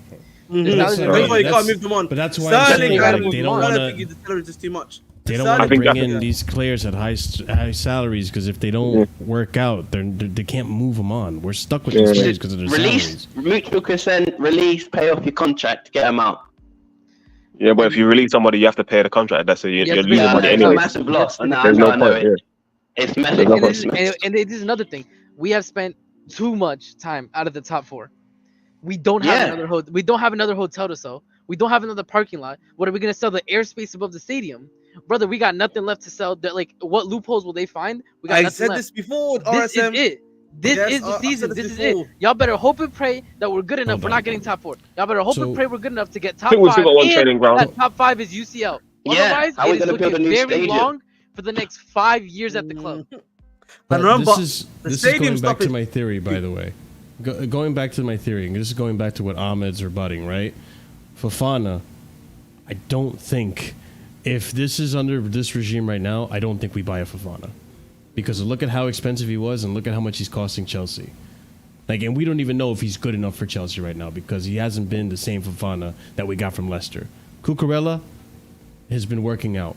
Sterling, still on the fence, more towards we need to get inconsistent. We need to get rid of him on high wages. We can't move him on because of his wages. We bought him for high money. Enzo Fernandez, sure, we bought him for high money, but what is his wages at? His wages, you could, if he doesn't work out, you could negotiate. Okay, we could sell him, and you could buy out the rest of it. It's manageable. Same thing with Caicedo. It's manageable. Lavia, manageable. That's what I'm talking about with these high wages and these high transfer fees. I just don't they spend the money. They're willing to spend the money for the transfer fee, but it's the wages. If they spend the money for the transfer fee now, they can at least negotiate the wages and then make it so that you can sell the player on in the future. So that's kind of what I'm getting at. Mudryk also as well. Mudryk's another one that kind of bit them in the ass, and I don't even know if that was a Bowley signing or a recruitment signing. Think about that, bro. Why did they buy Mudryk? The directors didn't want him. They literally were looking for the best young talent, and they decided to smash the cash. I think that was a Bowley signing, though. That's an argument. But that's an argument for my point because they're willing to spend money on unrecognizable talent like Mudryk, for so much money. Why do you spend that money on someone? But wouldn't that also back up Marshall's point, where they saw how Mudryk is flopped, so now they're like a lot more like trying to be hands off on making these big signings, because they saw Mudryk flop. They see what's happening with Lukaku. The thing is that was a bully signing too. The thing is though, if that was true, at least I think it is. If that was true, they wouldn't be willing to have said they would spend the transfer money to buy players like Mudryk and Nico Williams, or at least and Nico Williams, to spend the actual money on their transfers, but not on their wages. They would. Yeah, that's the thing. Olise wasn't even that much, was it? How much was it? Was 60 million. But again, it's the wages. It's the wages. That's the same amount of money. That's the same amount of money though you spent on Mudryk. So again, that's how much we spent 62 million on Mudryk. But again, you're missing the sky before the trees, or whatever the fuck the saying is. Okay, I can't think straight right now. But you're missing the forest for the trees. Thank you. Dude, I butchered that so bad. All right, anyways. But my point being is that they're willing to pay the fee, but it's the salary that they want to negotiate in case they need to move the player on. Yeah. It's the I think it's that. You're right. But I think because that's the problem with Osimhen. Yes. But then they want to give him 8. Go ahead, bro. Go on. No, you go. My issue though is the reality is, bro, whether they like it or not, when you're bringing in guys of this quality, they are going to demand a certain wage, and it's going to be up to you. And if you don't have a manager like a Klopp, like a Pep, that can speak to them, that can convince them to reduce those wages, on some level, you're just gonna have to hold it, bro. You're just gonna have to hold it. Now they're high on their own supply because they got a Cole Palmer that ended up working out brilliantly for them, and now they're trying to find the next one with Esteval, with Paez, so on and so forth. Palmer is one in every like 10 years. That's that type of stuff. Needle in a haystack. He's a needle in a haystack. Maybe. I'll be honest with you, maybe, because now I'm looking at the young talent that's out there nowadays, like Lamine Yamal, Nico Williams. We saw Arda Güler in Euros. There's a lot more of them. Yeah, but those are unaffordable. That's the problem. They got Palmer for cheap, and he worked out. That's like he said. That's a needle in a haystack. That you get somebody that cheap, that is like essentially like elite. Mm-hmm. But again, like, hold on, real quick, I'm sorry, bro. Like, I'm just thinking, like, remember earlier in I think it was January or last summer, we were linked with Endrick. No, it was last January, I think. When was it? I don't even remember. It was last summer. We were linked with Endrick. Obviously, time will tell with Endrick, but like the way you see the Brazil fan base react to this kid, maybe I don't know. Time will tell. But like, it's like the talent is there, and we have recruitment that has a pulse on it. I just feel like it's not as much a needle as a haystack as people think it is. I think with Brazilian talent, you need to be a bit careful with it. They have a tendency to hype up their players a bit. So I think you need to be a bit. Just take it with a grain of salt when you're looking at it. But I think also this man's on Adidas commercials already, man. It's fucking insane. The hype. If we're talking about, bro, don't worry about it. For me, I don't mind the notion of buying young players and trying to develop them. I don't think it's a problem.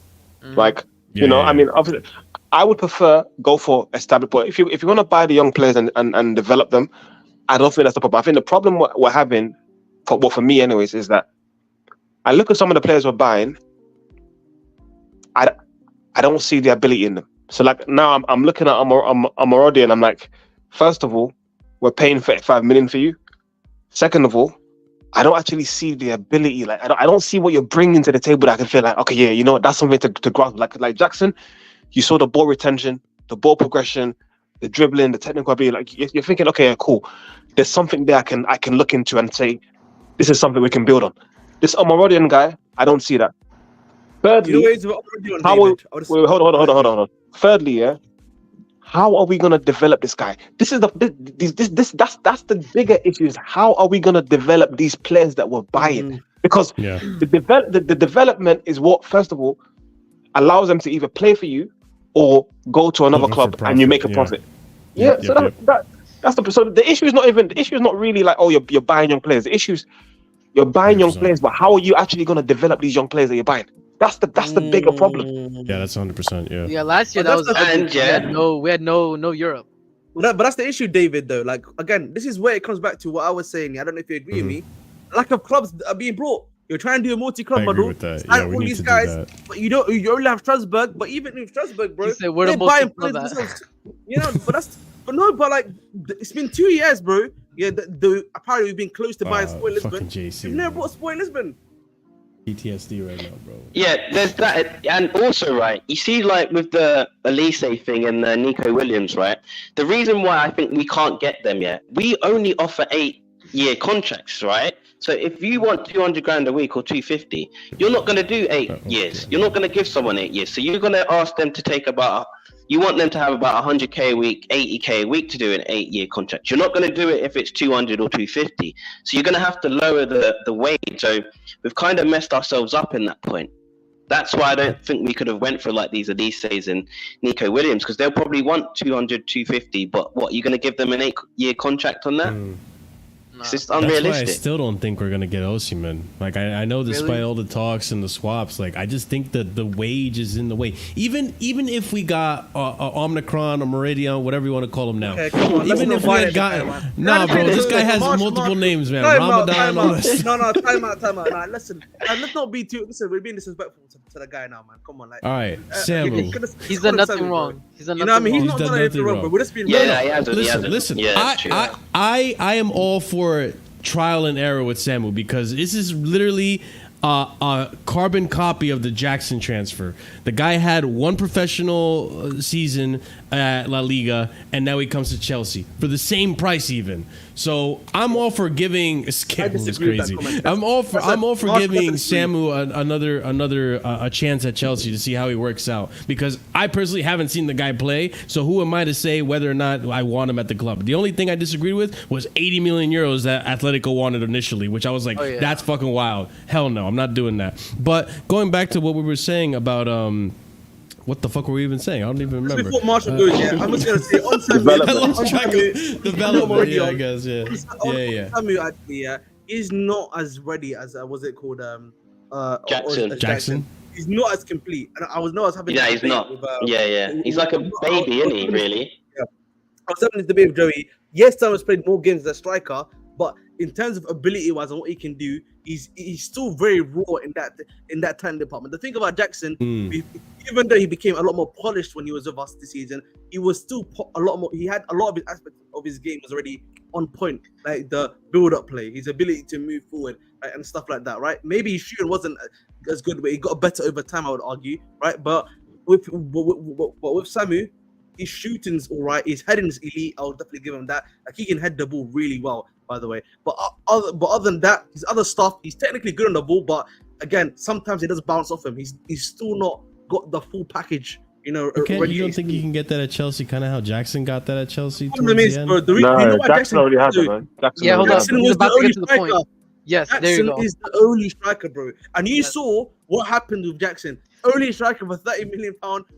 I thought Jackson was £80 million, you know, at one point. The way we were cooking Jackson week in, week out, yes, I was wondering. You would have thought he was on. Yeah, he got bought for Caicedo's price, bro. I was thinking Jackson, bro. The way this man talk about Jackson, you would think, but Jackson was like, you know, they were one of Hoyland's 80 million. Jackson's like 100, bro. How much was Nunes for Liverpool? Like 60, 65 million, something like that. It was 80 million.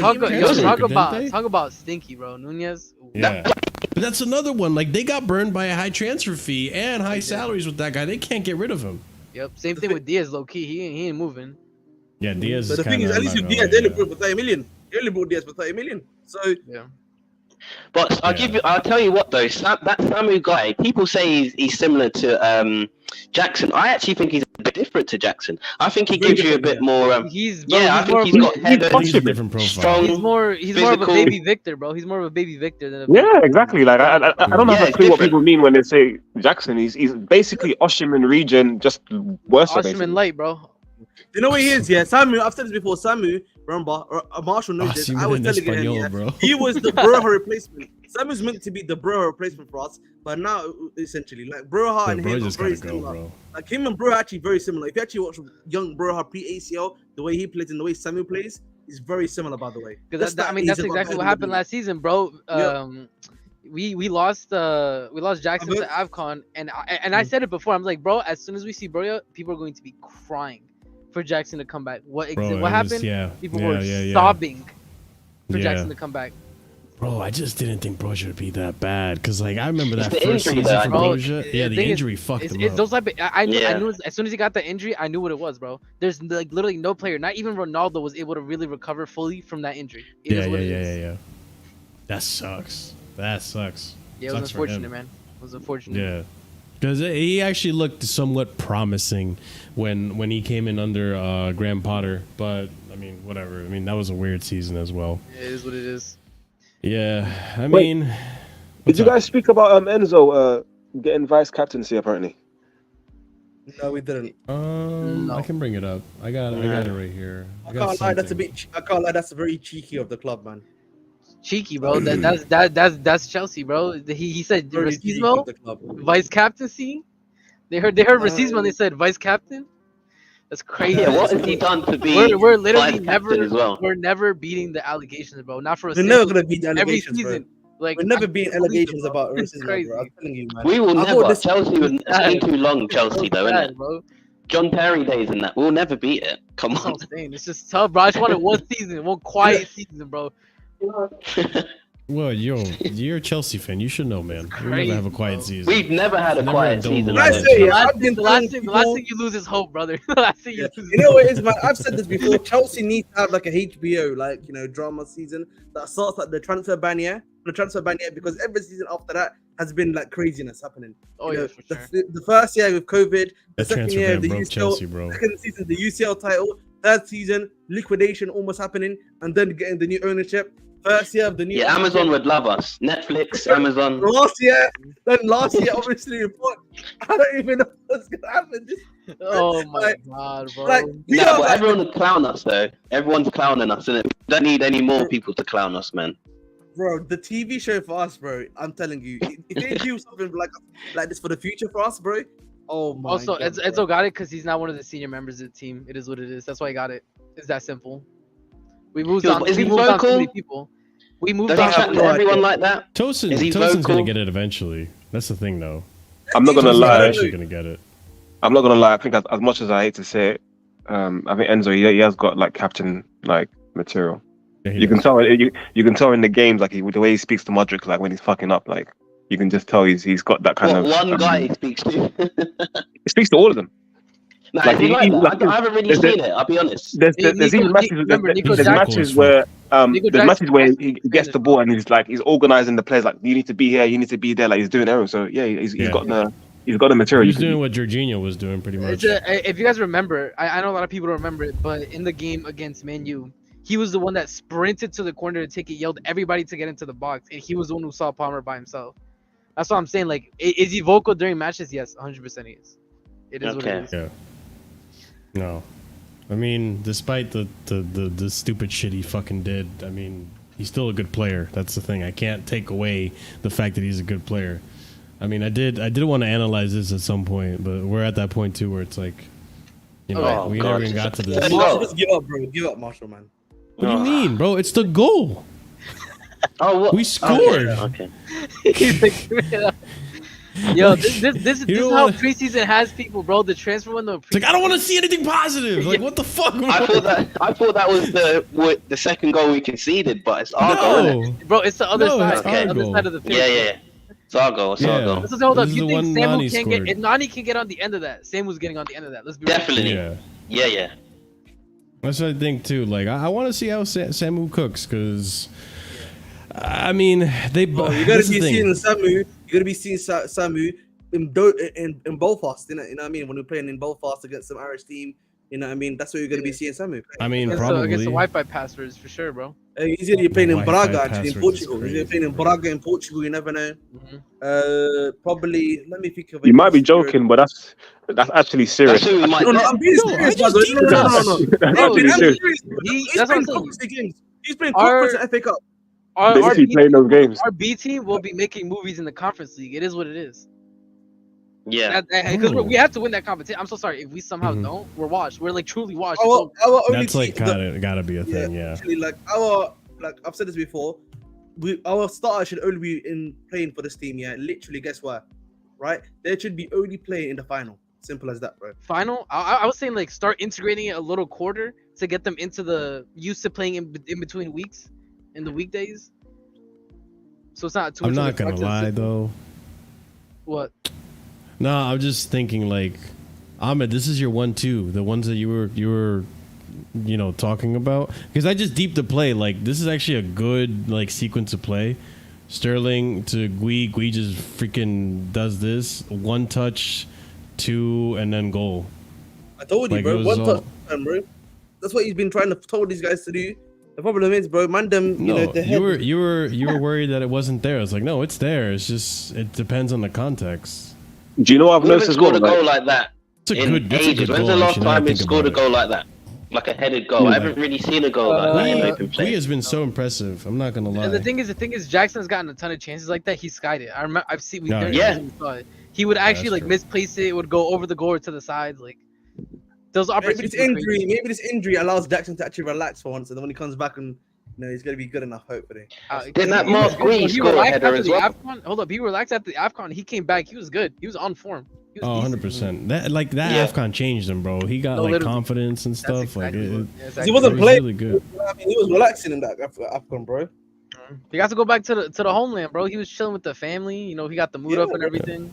He was relaxing during it, but I think that was like a big I need to step up in my career if I want to have a chance to play at these AFCONs instead of just being called in as a bench player, Yep. Have you guys noticed that in our attacking play, there's now a constant thing where we always do this kind of like this inside pass like through the fullback. Have you guys noticed that? Like whenever we attack, there's always that thing where the winger's like making a run, and then somebody makes that inside pass. Like, it's amazing that. So we've seen that there's I think that's what I'm saying. Like, offensively, there's clear patterns of play in terms of what we're trying to do. Yeah. It's just What it is, bro, defense is the problem. It's the issue we have here is off the ball. That's the problem. Our possession, we have not sorted out our problems. In possession, we know what we actually have to do. Maybe we need to sort of fix up the playing out at the back a bit more so than anything else. But other than that, out of possession is the problem right now, and where our players need to be positionally. Yes. Do we want to? What do you guys think is going to be starting lineup for Inter? Because that's probably going to be. I was actually going to transition into that. Like, what are we expecting out of Inter, really? God damn. Hold up. Out of Inter or out of Chelsea? Well, I mean, out of the game. I mean, what are we expecting from Chelsea out of the game? If we don't see Cucurella, Jackson, or Palmer, they're not playing City. I think that's the other thing too. Yeah, like what's going on? If we don't see them, they're not playing City. It is what it is. Yeah. I don't think. There's no way they're fit. There was a picture in the Sun that showed that Palmer and Cucurella were playing. Yeah, they're back. I think they're back. The thing is, they got zero training. Like the only one, I think Palmer would fit in because I think Palmer has the IQ to just fit on almost any system and he would get it. Yeah. I think Cucurella, no, bro. With the way that the backline is, we can't risk Cucurella just throwing him in there like that. Yeah. I feel like we need Jackson as well. We can risk it. You know what I mean? Bro, the agenda's crazy. That agenda's not. He's got red hair. It's bad enough as it is. Yeah. I would like to see. Sorry. Crazy. Sorry. I would like to see Cucurella invert and James be the person bombing forward. I think that would be good to see how that works. Because I feel like actually, to be fair, if you let me share my screen, I could bring up. I did this on. Go over it. Yeah. He's got a really good thing on his. Hold up. Yeah. But yeah, the thing with Cucurella inverting David, we can't really see that until I think game week 4, essentially, because game week 4 is when he's going to be able to play. Yeah, here we go. Yeah, remember he's got a red card, bro. He got red card. Okay. God damn. Brian against Brian, you know what I mean? When he's. What are we thinking, bro? James just loves crashing out, I've said this before. Reece James loves crashing out for no reason, Just chill out, big man. You know what I mean? I don't even think Reece James. If anything, this is gonna be close. Had to be not playing, bro. I think this is gonna be close to what we're gonna play against Man City. He's got to try what he's a lineup close to it. So I think Cucurella maybe comes in as a sub. To be honest, So he comes in as a sub. What are we saying for goalkeeper? He's probably gonna stick with Sanchez. All right. Yeah, that's what I think. I don't know what you guys think. I think so. To be honest, I think he will. Sanchez has been okay. He's not been bad at all. If I'm never. I say Sanchez gets 3 games. If he makes a big mistakes or costs us a game or a goal, I think then you see him phased out. Then he's done. He's taking this spot right here. Yeah. Oh man, this is the toughest part. Is the defense. Probably Gusto. No, probably not because he's gonna be here because James isn't playing. Yeah, exactly. He's here for sure. Oh man. Let me bring up the defenders. We got It might be Colwell. We got I don't know, bro. It might be Colwell. I ain't gonna lie. You think Colwell? No, because Batty Shield's been Jesus Christ. We got Colwell for sure. Wait. Let's not do that. Colwell they have been just as bad as each other. They've been Tweedledee and Tweedledum. That's why it's hard to like. They've both been shit, to be fair. Literally point blank. Tosin is gonna probably There's start. also Viega. He needs to play. I want to see a bit more of Vega. Also Vega. Hey, listen, I'm telling you, if you're not starting, you're probably either going to be going out on loan or you're just going to be a squad player. So he probably is going out on loan, you know. Sneaky suspicion of mine. Vega? Vega? No, yes, I think they'll keep him as depth. Oh, hold up. That's another thing too. If Cucurella plays after all this shit he talked about Holland and gets his ass handed to him, bro, that's not a good look. Yeah, no, we need him to get handled. That's true. I just want to say though, I think it'll probably be Gusto's going to invert for sure. I think in my personal You think it's going to be Gusto here and then what Colwell? Yeah. Colwell's not going to play. I don't think Colwell's going to play. In my personal opinion. We're talking about play. Okay. We got no consensus on the back line. So Tosin, I think it's going to be Tosin in the middle for sure. Tosin's going to play in the middle. For sure, yeah. I agree with Tosin. I think we can all agree on Tosin. Okay. I think maybe Fofana is going to play RCB. I think Fofana's going to play. You think he's ready? I think that probably he's the only guy you have right now that can play that role. Because this is Inter game, probably City game. Yeah. Well, think about it, the CFC for life. Even in the City game, bro, who's the only RCB that you have right now that can play that? What, Tosin? Do you want to play there instead? Because then who's? Otherwise, then you're gonna have to play Badiashile CCB. I just don't know who's. I don't know if Fofana is fit enough. That's why you're right. We need to see how he gets on in the Inter game. Yeah, and then I think for me, Badiashile probably is gonna play LTB because Badiashile, we know he can play better in that position than. So you think Badiashile instead of Colwell? Actually, you know what? Yeah, you know what? I agree because Tosin with Badiashile didn't actually look that bad against Club America. Like, but Tosin actually looked speaks. A little bit more composed. Tosin speaks, by the way. He tells them where to go. That's true. He's fat. No, this is what I was saying too. If you look at the match back, by the way, if anybody wants to see the match, the whole thing is uploaded to Chelsea YouTube. Yeah. So many times when the ball is going in behind, they don't look at each other. They don't speak. They don't look behind their back. They need somebody in the middle yelling, runner behind, runner here, runner there. Like, they need it. So I agree. Tosin probably.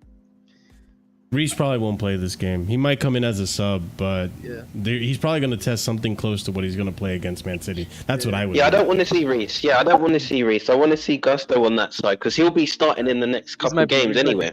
Reece might be sub. Yeah. I feel like Reece looks tentative playing football. He looks like really worried to like push himself or like exert too much physicality. Do you guys think we're overplaying Lavia at this preseason? He's played. No, because he's not played at all, bro. That's the thing. He's not played at all. He's also been subbed off. He's also been subbed off. I don't think he's played a full 90. Has he? No, he's not been. He's not played the whole season, bro. Lavia's not played the whole season. So. He needs it. He needs it. He needs. Oh, look who's here now. Hey, CP, big man. You got to answer for your crimes, big man. What did CP do? Remember, he ducked it when he ducked the prediction. Yeah, man. CP got to answer for his predictions, man. What are you saying, CP? So if we don't get Osimhen, I'm saying 5th for us. If we get Osimhen, I say we get top 4. All right, crazy. That was quick. Yeah, he came prepared. I thought he was gonna troll and say we get Osimhen 8th. Yeah, I thought so too. I can't lie to you. Oh, my little cheeky troll that. Jackson doesn't start either. You think I think he will start. You don't think so? No, he has to.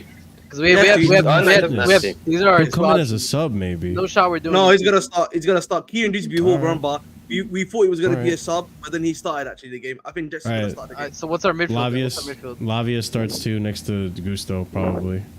It's probably more like this, actually. Yeah. All right. Obviously, Enzo and Nkuku. Enzo and Nkuku. But I think if you listen to what Maresca said about how he was using players, he was saying I'm just trying to give them minutes. So I think Jackson will probably start because he just wants to give them minutes to get finished up.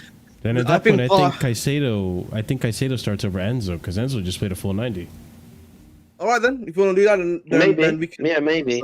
Fair enough. So like this. Is this for the Inter game? Yeah. Yes. This is like Inter looking towards City. Yeah. Raheem starting, bro. Like it's Raheem Mudryk sub. It's Raheem Mudryk sub. We already know. After watching Raheem on Sunday, Raheem was at the stadium. Oh my god. What are we saying? Palmer or Nani? Palmer might get minutes, to be honest. Palmer's getting a minute. Yeah. You know, in this case, then maybe Cucurella get minutes instead of Badiashile. You think? And I think both of them would. So what? We do something like this? Yeah, I think we do I something could like see that. that. They trying to get Cuckoo to back his smack talk against Holland for the City game. Yeah, listen, man. I dare him to lose to Lautaro. You know what I mean? I dare him to lose to Lautaro, man. All right, hold up. So what's the wing? Do we think KDH even sees it at all as a sub or nothing, bro? No, Right now these as are a our subs. sub. We said pause. Do we think Badiashile? So we're saying these are the subs so far on the left. I could see that. Yeah. Okay. Then we don't have many subs left. Do we think KDH even sees the field or no? I think he's gonna be a sub. Yeah. KDH will come on, actually, I think. Maybe if he's going to be starting for us, you might as well test him out in extra stores. But all right, so we got 2 positions left: right wing, striker. I mean, probably Palmer. Madueke has a sub as well, and then Jackson. Oh, by the way, just breaking news: Conor Gallagher's landed in Madrid. By the way, Hey, Hala Madrid, man. Conor Gallagher spotted at the nearest dog park. Let's go, bro. Jesus Christ. Bro, he got better weather, better food. He's living the life, bro. It is what it is. Nah, he's gonna do well for his career. This ain't bad. This right side I'm liking. By the way, this triangle right here, I like the Lavia and Cuckoo Palmer. This is nice. I like this link up right here. I just hope like Palmer, Jackson, and Cucurella are like somewhat fit enough to at least go for 60 minutes. I don't think they will be though. That's what I'm worried about. So you think? Well, they'll have a week break. Yeah, they have a week break before the City game. So they're just not going to be sharp, though, isn't it? Match fit. They're really not going to be. But it's hard to judge it. I mean, to be fair, even if we had our best players, I don't know how likely we are to beat Man City or even draw against Man City. So honestly, it's this is another question that we also need to realize, by the way, guys. Yeah, that you do realize like we have to actually really do well in our first 3 games. By the way, I've said this before. If Maresca is gonna get given time, he has to on some level get some love 5 games. Wins. Yeah, we talked about the first 5 games last night, and we were saying like worst case scenario, bro, we might end up 4 points out of 5. Like most realistic, we end 8 points out of 5. Look at the schedule. And we need to also realize, the way that Maresca plays is very similar to Uncle Sari. Big up to Uncle Sari, yeah. And the way these brothers were reacting to Sari, bro. Because I was there when they were reacting to Sari, bro. Apparently it's similar to Brighton, though. Apparently he plays similar to how Brighton play. That's what Caicedo was saying. That's how it looks to me. That's how it looks to me as well. But like, I feel like the speed, the way that they pass, the way that he passes and everything like that, very similar to how Caicedo does it. Not Caicedo, sorry. Sari does it. Like where his build-up play. Maybe not so. It's a lot faster, I would say, than Sari's build-up play, because like how slow Sari could be, system can be when it comes to build-up play, though. So. Mm-hmm. But I think I think that the way the club has operated, I think he's here for the long haul. I think for him to be sacked, it has to be like we're close to relegation. It's really bad. Like we're just losing. I think this one is like ride or die time. It's like. I genuinely think they're gonna put their money where their mouth is. Because do you know what worries me, David? Because they were saying ride or die with Potter. You know what I mean? And Potter was very similar. Well, not so similar, but because he had a lot of EPL experience at that point, 3 seasons of EPL experience. But like these are our fixtures. And like with the moment that fans turned against him, well and truly, bro, they crashed out. You know what I mean? They said, "Listen." I think these are plenty of games to like instill that system a little more. Wow, is that Conference League? Get something. Second game? We have Conference League. Yeah, we play the loser of either of those, Braga or Servette. The 5th match is West Ham away. By the way, it's West Ham away. It didn't. We never do good there. Okay. Yeah. So how many points? So how many points do you think we get then out of these first 5? That's the question. Oh god damn it, bro! Put me on the spot. That's hard to say. Even Wolves is a tricky one. So tough. What are we saying for Man City? Like 0, most likely. No. Yeah, definitely not winning. No, we got to have at least a draw to that. At least a draw. We can't have a loss. All right, so 1 there. What are we saying? We're winning. I'm hoping I'm wrong, but I think we might only get 3 points. What are you on about? We're gonna win against Man City. No, last time did we draw against them 4-4? I think we might only get a point against Bournemouth. I'm gonna do. Hold up. I'm gonna do left. All right. Left hand side is best case scenario. Right hand side is worst case scenario. Let's do that. Okay. Let's do that. How about the worst case scenario, bro? Because everybody's disagreeing. All right. So Okay. Wolves Chelsea. What are we saying? Best case scenario. Wolves 3, right? Chelsea's gonna batter them, mate. 8-0 Chelsea. You know what I'm saying? Game for life agenda. Let's go. Game That's for life agenda. unrealistic. When we were gonna win Like 4 realistically, what are we thinking? I think this is a win. All right. Cool. All right. Worst Yeah. case, like a tie, bro. I'm so sorry. Like, if it's worst case, Worst case? something wrong. I think we could lose. Worst case- I'm gonna let you hat-trick. know if we start 2 losses back to back. No way. I can't lie, bro. Yeah. Like mental health tax needs to be one right here on the right hand side. All right, what are we saying? Crystal Palace at home, bro. That has to be a win. No, that has to be. Actually, Because it's a because difference. they were cooking last season. Yeah, exactly. We beat them when they were not cooking. But hey, no more Elise, so you know what? No, W. And Gehi, W's. and Gehi, W, and W. Gehi too. And No, no Gehi's more gonna- Gehi either. Yeah. All right. So what are we saying? Like worst case, at home against Draw. Draw. Bet. Yeah. All right. Now Bournemouth away. Bro, I swear to God, if we can't be bored. I saw 3, but worst case what? Oh shit, bro. Worst case what? Did we beat them last season? I can't remember. I feel the depression sinking in So already. 1. All right. Worst case 1. All right. So then we got West Ham Yeah, away. West Ham. Away, which is what? What are we saying for West Ham away? I feel like It's West Ham tricky, will be a though. draw. I feel like Draw? that one will end up being a draw. And then what? Worst case we lose then, no? Yeah, we Alright, lost so, it a alright, couple times. so add it up. So best case we get, let's see, 4, 7. That's- Okay, so best case is decent. 11 points, best case scenario. Worst case. What about That's what I'm conference saying. league? We Look, haven't 1, even. 2, 3. We get 3 points out of 5. Worst case, by the Bro, way. come on, we gotta win conference league. There's no way. All right, we don't. Marshall. So listen, but do you guys not get my point? Imagine first 3 games you get 3 points out of 5. Pressure's on already. That's what I'm saying. Like, listen, man, them can say, you know, I know that David was saying that they have to live on that, but listen, if the situation keeps on getting more and more uglier, as it could be, because that'll be worse than what happened under Poch. Because at least under Poch, you got 1 draw, 1 win, and then 1 loss, right? So at least we had 4 points out of a possible, was a good 3 games. Yep. So this best. Remember how bad it was under Lampard? Yep. We were just losing. Bro, you don't have to look that far back. We were pretty bad under freaking Pochettino too, man. Like, let's not. Listen, if it were up to me, Pochettino would have been sacked after United away. And these guys were patient enough to like wait it out. Yeah, So it's insane. Like people forget we went 1 month with 1 goal, and it was on the last day of the month. bro, That's terrible. we are comfortable in 10th place. Like, Yo, we were hugging. Yo, it was Yeah. like Chelsea and We 10th are place had a comfortable in magnet, 10th brother. place. We were up, down, like Yeah. Yeah, It we really were- was. So these owners will be patient. Okay, we could be patient. What, That's even I'm if saying, we're like, 10th? Okay, best case scenario, I Yeah, see them being we're comfortable in patient, bro, 10th. I just told you, man. If it comes out to The worst owners case scenario, bro, the owners like, you're 10th. No, we're first on the second page, bro. That's what they do. Okay, now that's crazy. it's crazy, bro. I think the 5-year contract wasn't just a. I think it was a message to the fans like no, this guy's like, we're giving him a 5-year contract because he's here, it's gonna have we to done be that really before, though? bad. Did we Who do did we that do with it for? Potter? I'm not sure.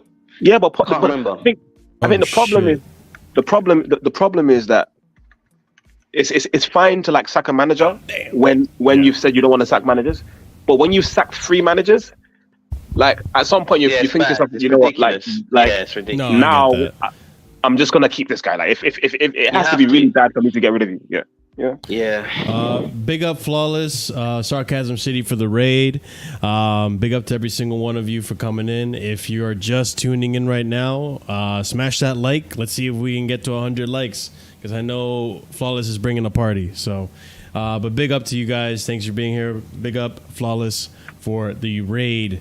I'm not gonna lie, guys, but this is what I was getting at before, right? If this season is crucial for the recruitment team, or not even the recruitment team, but like the sporting directors, Win Stanley and Stewart, because like they're still, Ahmed was saying, like they're still doing their job and getting like players and all that stuff. That's fine. You still got to do your job, but part of your job was also to make a project happen, get the right coach, manager, and start seeing some progress. If this season fails with the coach, I think then that's two bad manager picks. Like, I don't think they can afford it because of it's strike three, bro. It's strike three. I think I don't think they're gonna afford it because of Champions League. It's so Strike crucial three, that you're we out. get Champions League. Like, it's because of Champions League that we can't get players like Osimhen and shit. You can't bring the guys in for Champions League then. Oh, how amazing. What? Huh? What Yeah, just because you would happened? listen. Oh, we want Champions League. We want top He's losing four. it, bro. We're not bringing in the guys to do it. You know what I mean? Same shit, different week, man. You know what I mean? Nothing new. But that's their Nothing wrong, job. bro. That's their job to get the guys to do it. And if they haven't done it for 2 seasons in a row now, I mean, that's not going to be a good look. Bro, you can Someone's going see to get point fired. blank they haven't done it, bro. Come on, Marshall, bro. I'm sorry, bro. You can't keep on making these excuses, bro. Respectfully, even What do you I mean, can't. see point blank? They haven't done it. You're already throwing the haven't season won. away. Yeah. Oh, there you go, Ahmed. Doomer Ahmed. Here he is. No. He's Listen, back. Listen, The truth comes out. The last time I was Duma was about Tuchel, and I said that on this stream in preseason that Tuchel was gonna get sacked here, and our season was gonna be bad, and we couldn't finish 12th. And you know what happened? We finished 12th. So whenever I have a bad feeling about something, You jinxed it. It turns out right. You jinxed it, Ahmed, man. Come on, Ahmed. Oh, shit, bro.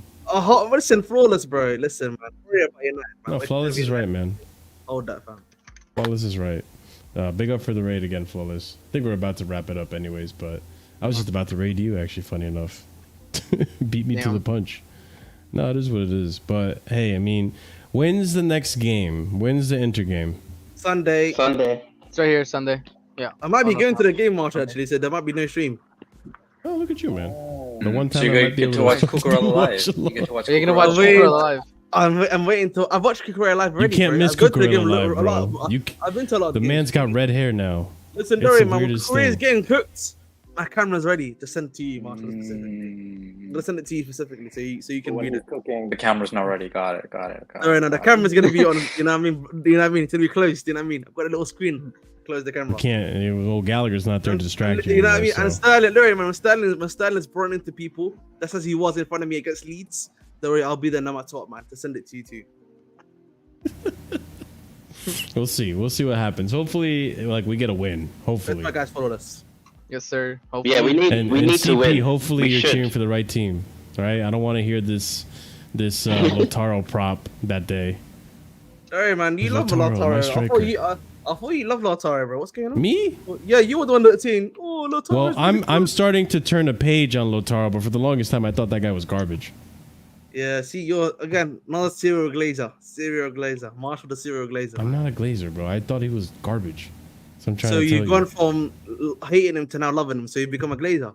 I'm not even loving him. I'm saying I'm turning a page. Like, we don't even know what the next page says. It's blank. He's got a blank slate. Can't go bro. from worse to worse. You know what I mean? At this point, because they're saying, you know what I mean? Well, I don't know. If he misses another penalty in the Champions League, I'll be proven right again. Crazy. Yeah, I'm just saying, man. This guy crumbles under pressure. But he scored the winning goal for Copa America. Yeah, that's why we're turning the page, right? It's a blank canvas. Let's see what you do. The thing is, some people, when they put on their country shirts, they're different, bro. Look at Luis Diaz. Yeah, and when he put on his country shirt in the World Cup, he succumbed to pressure.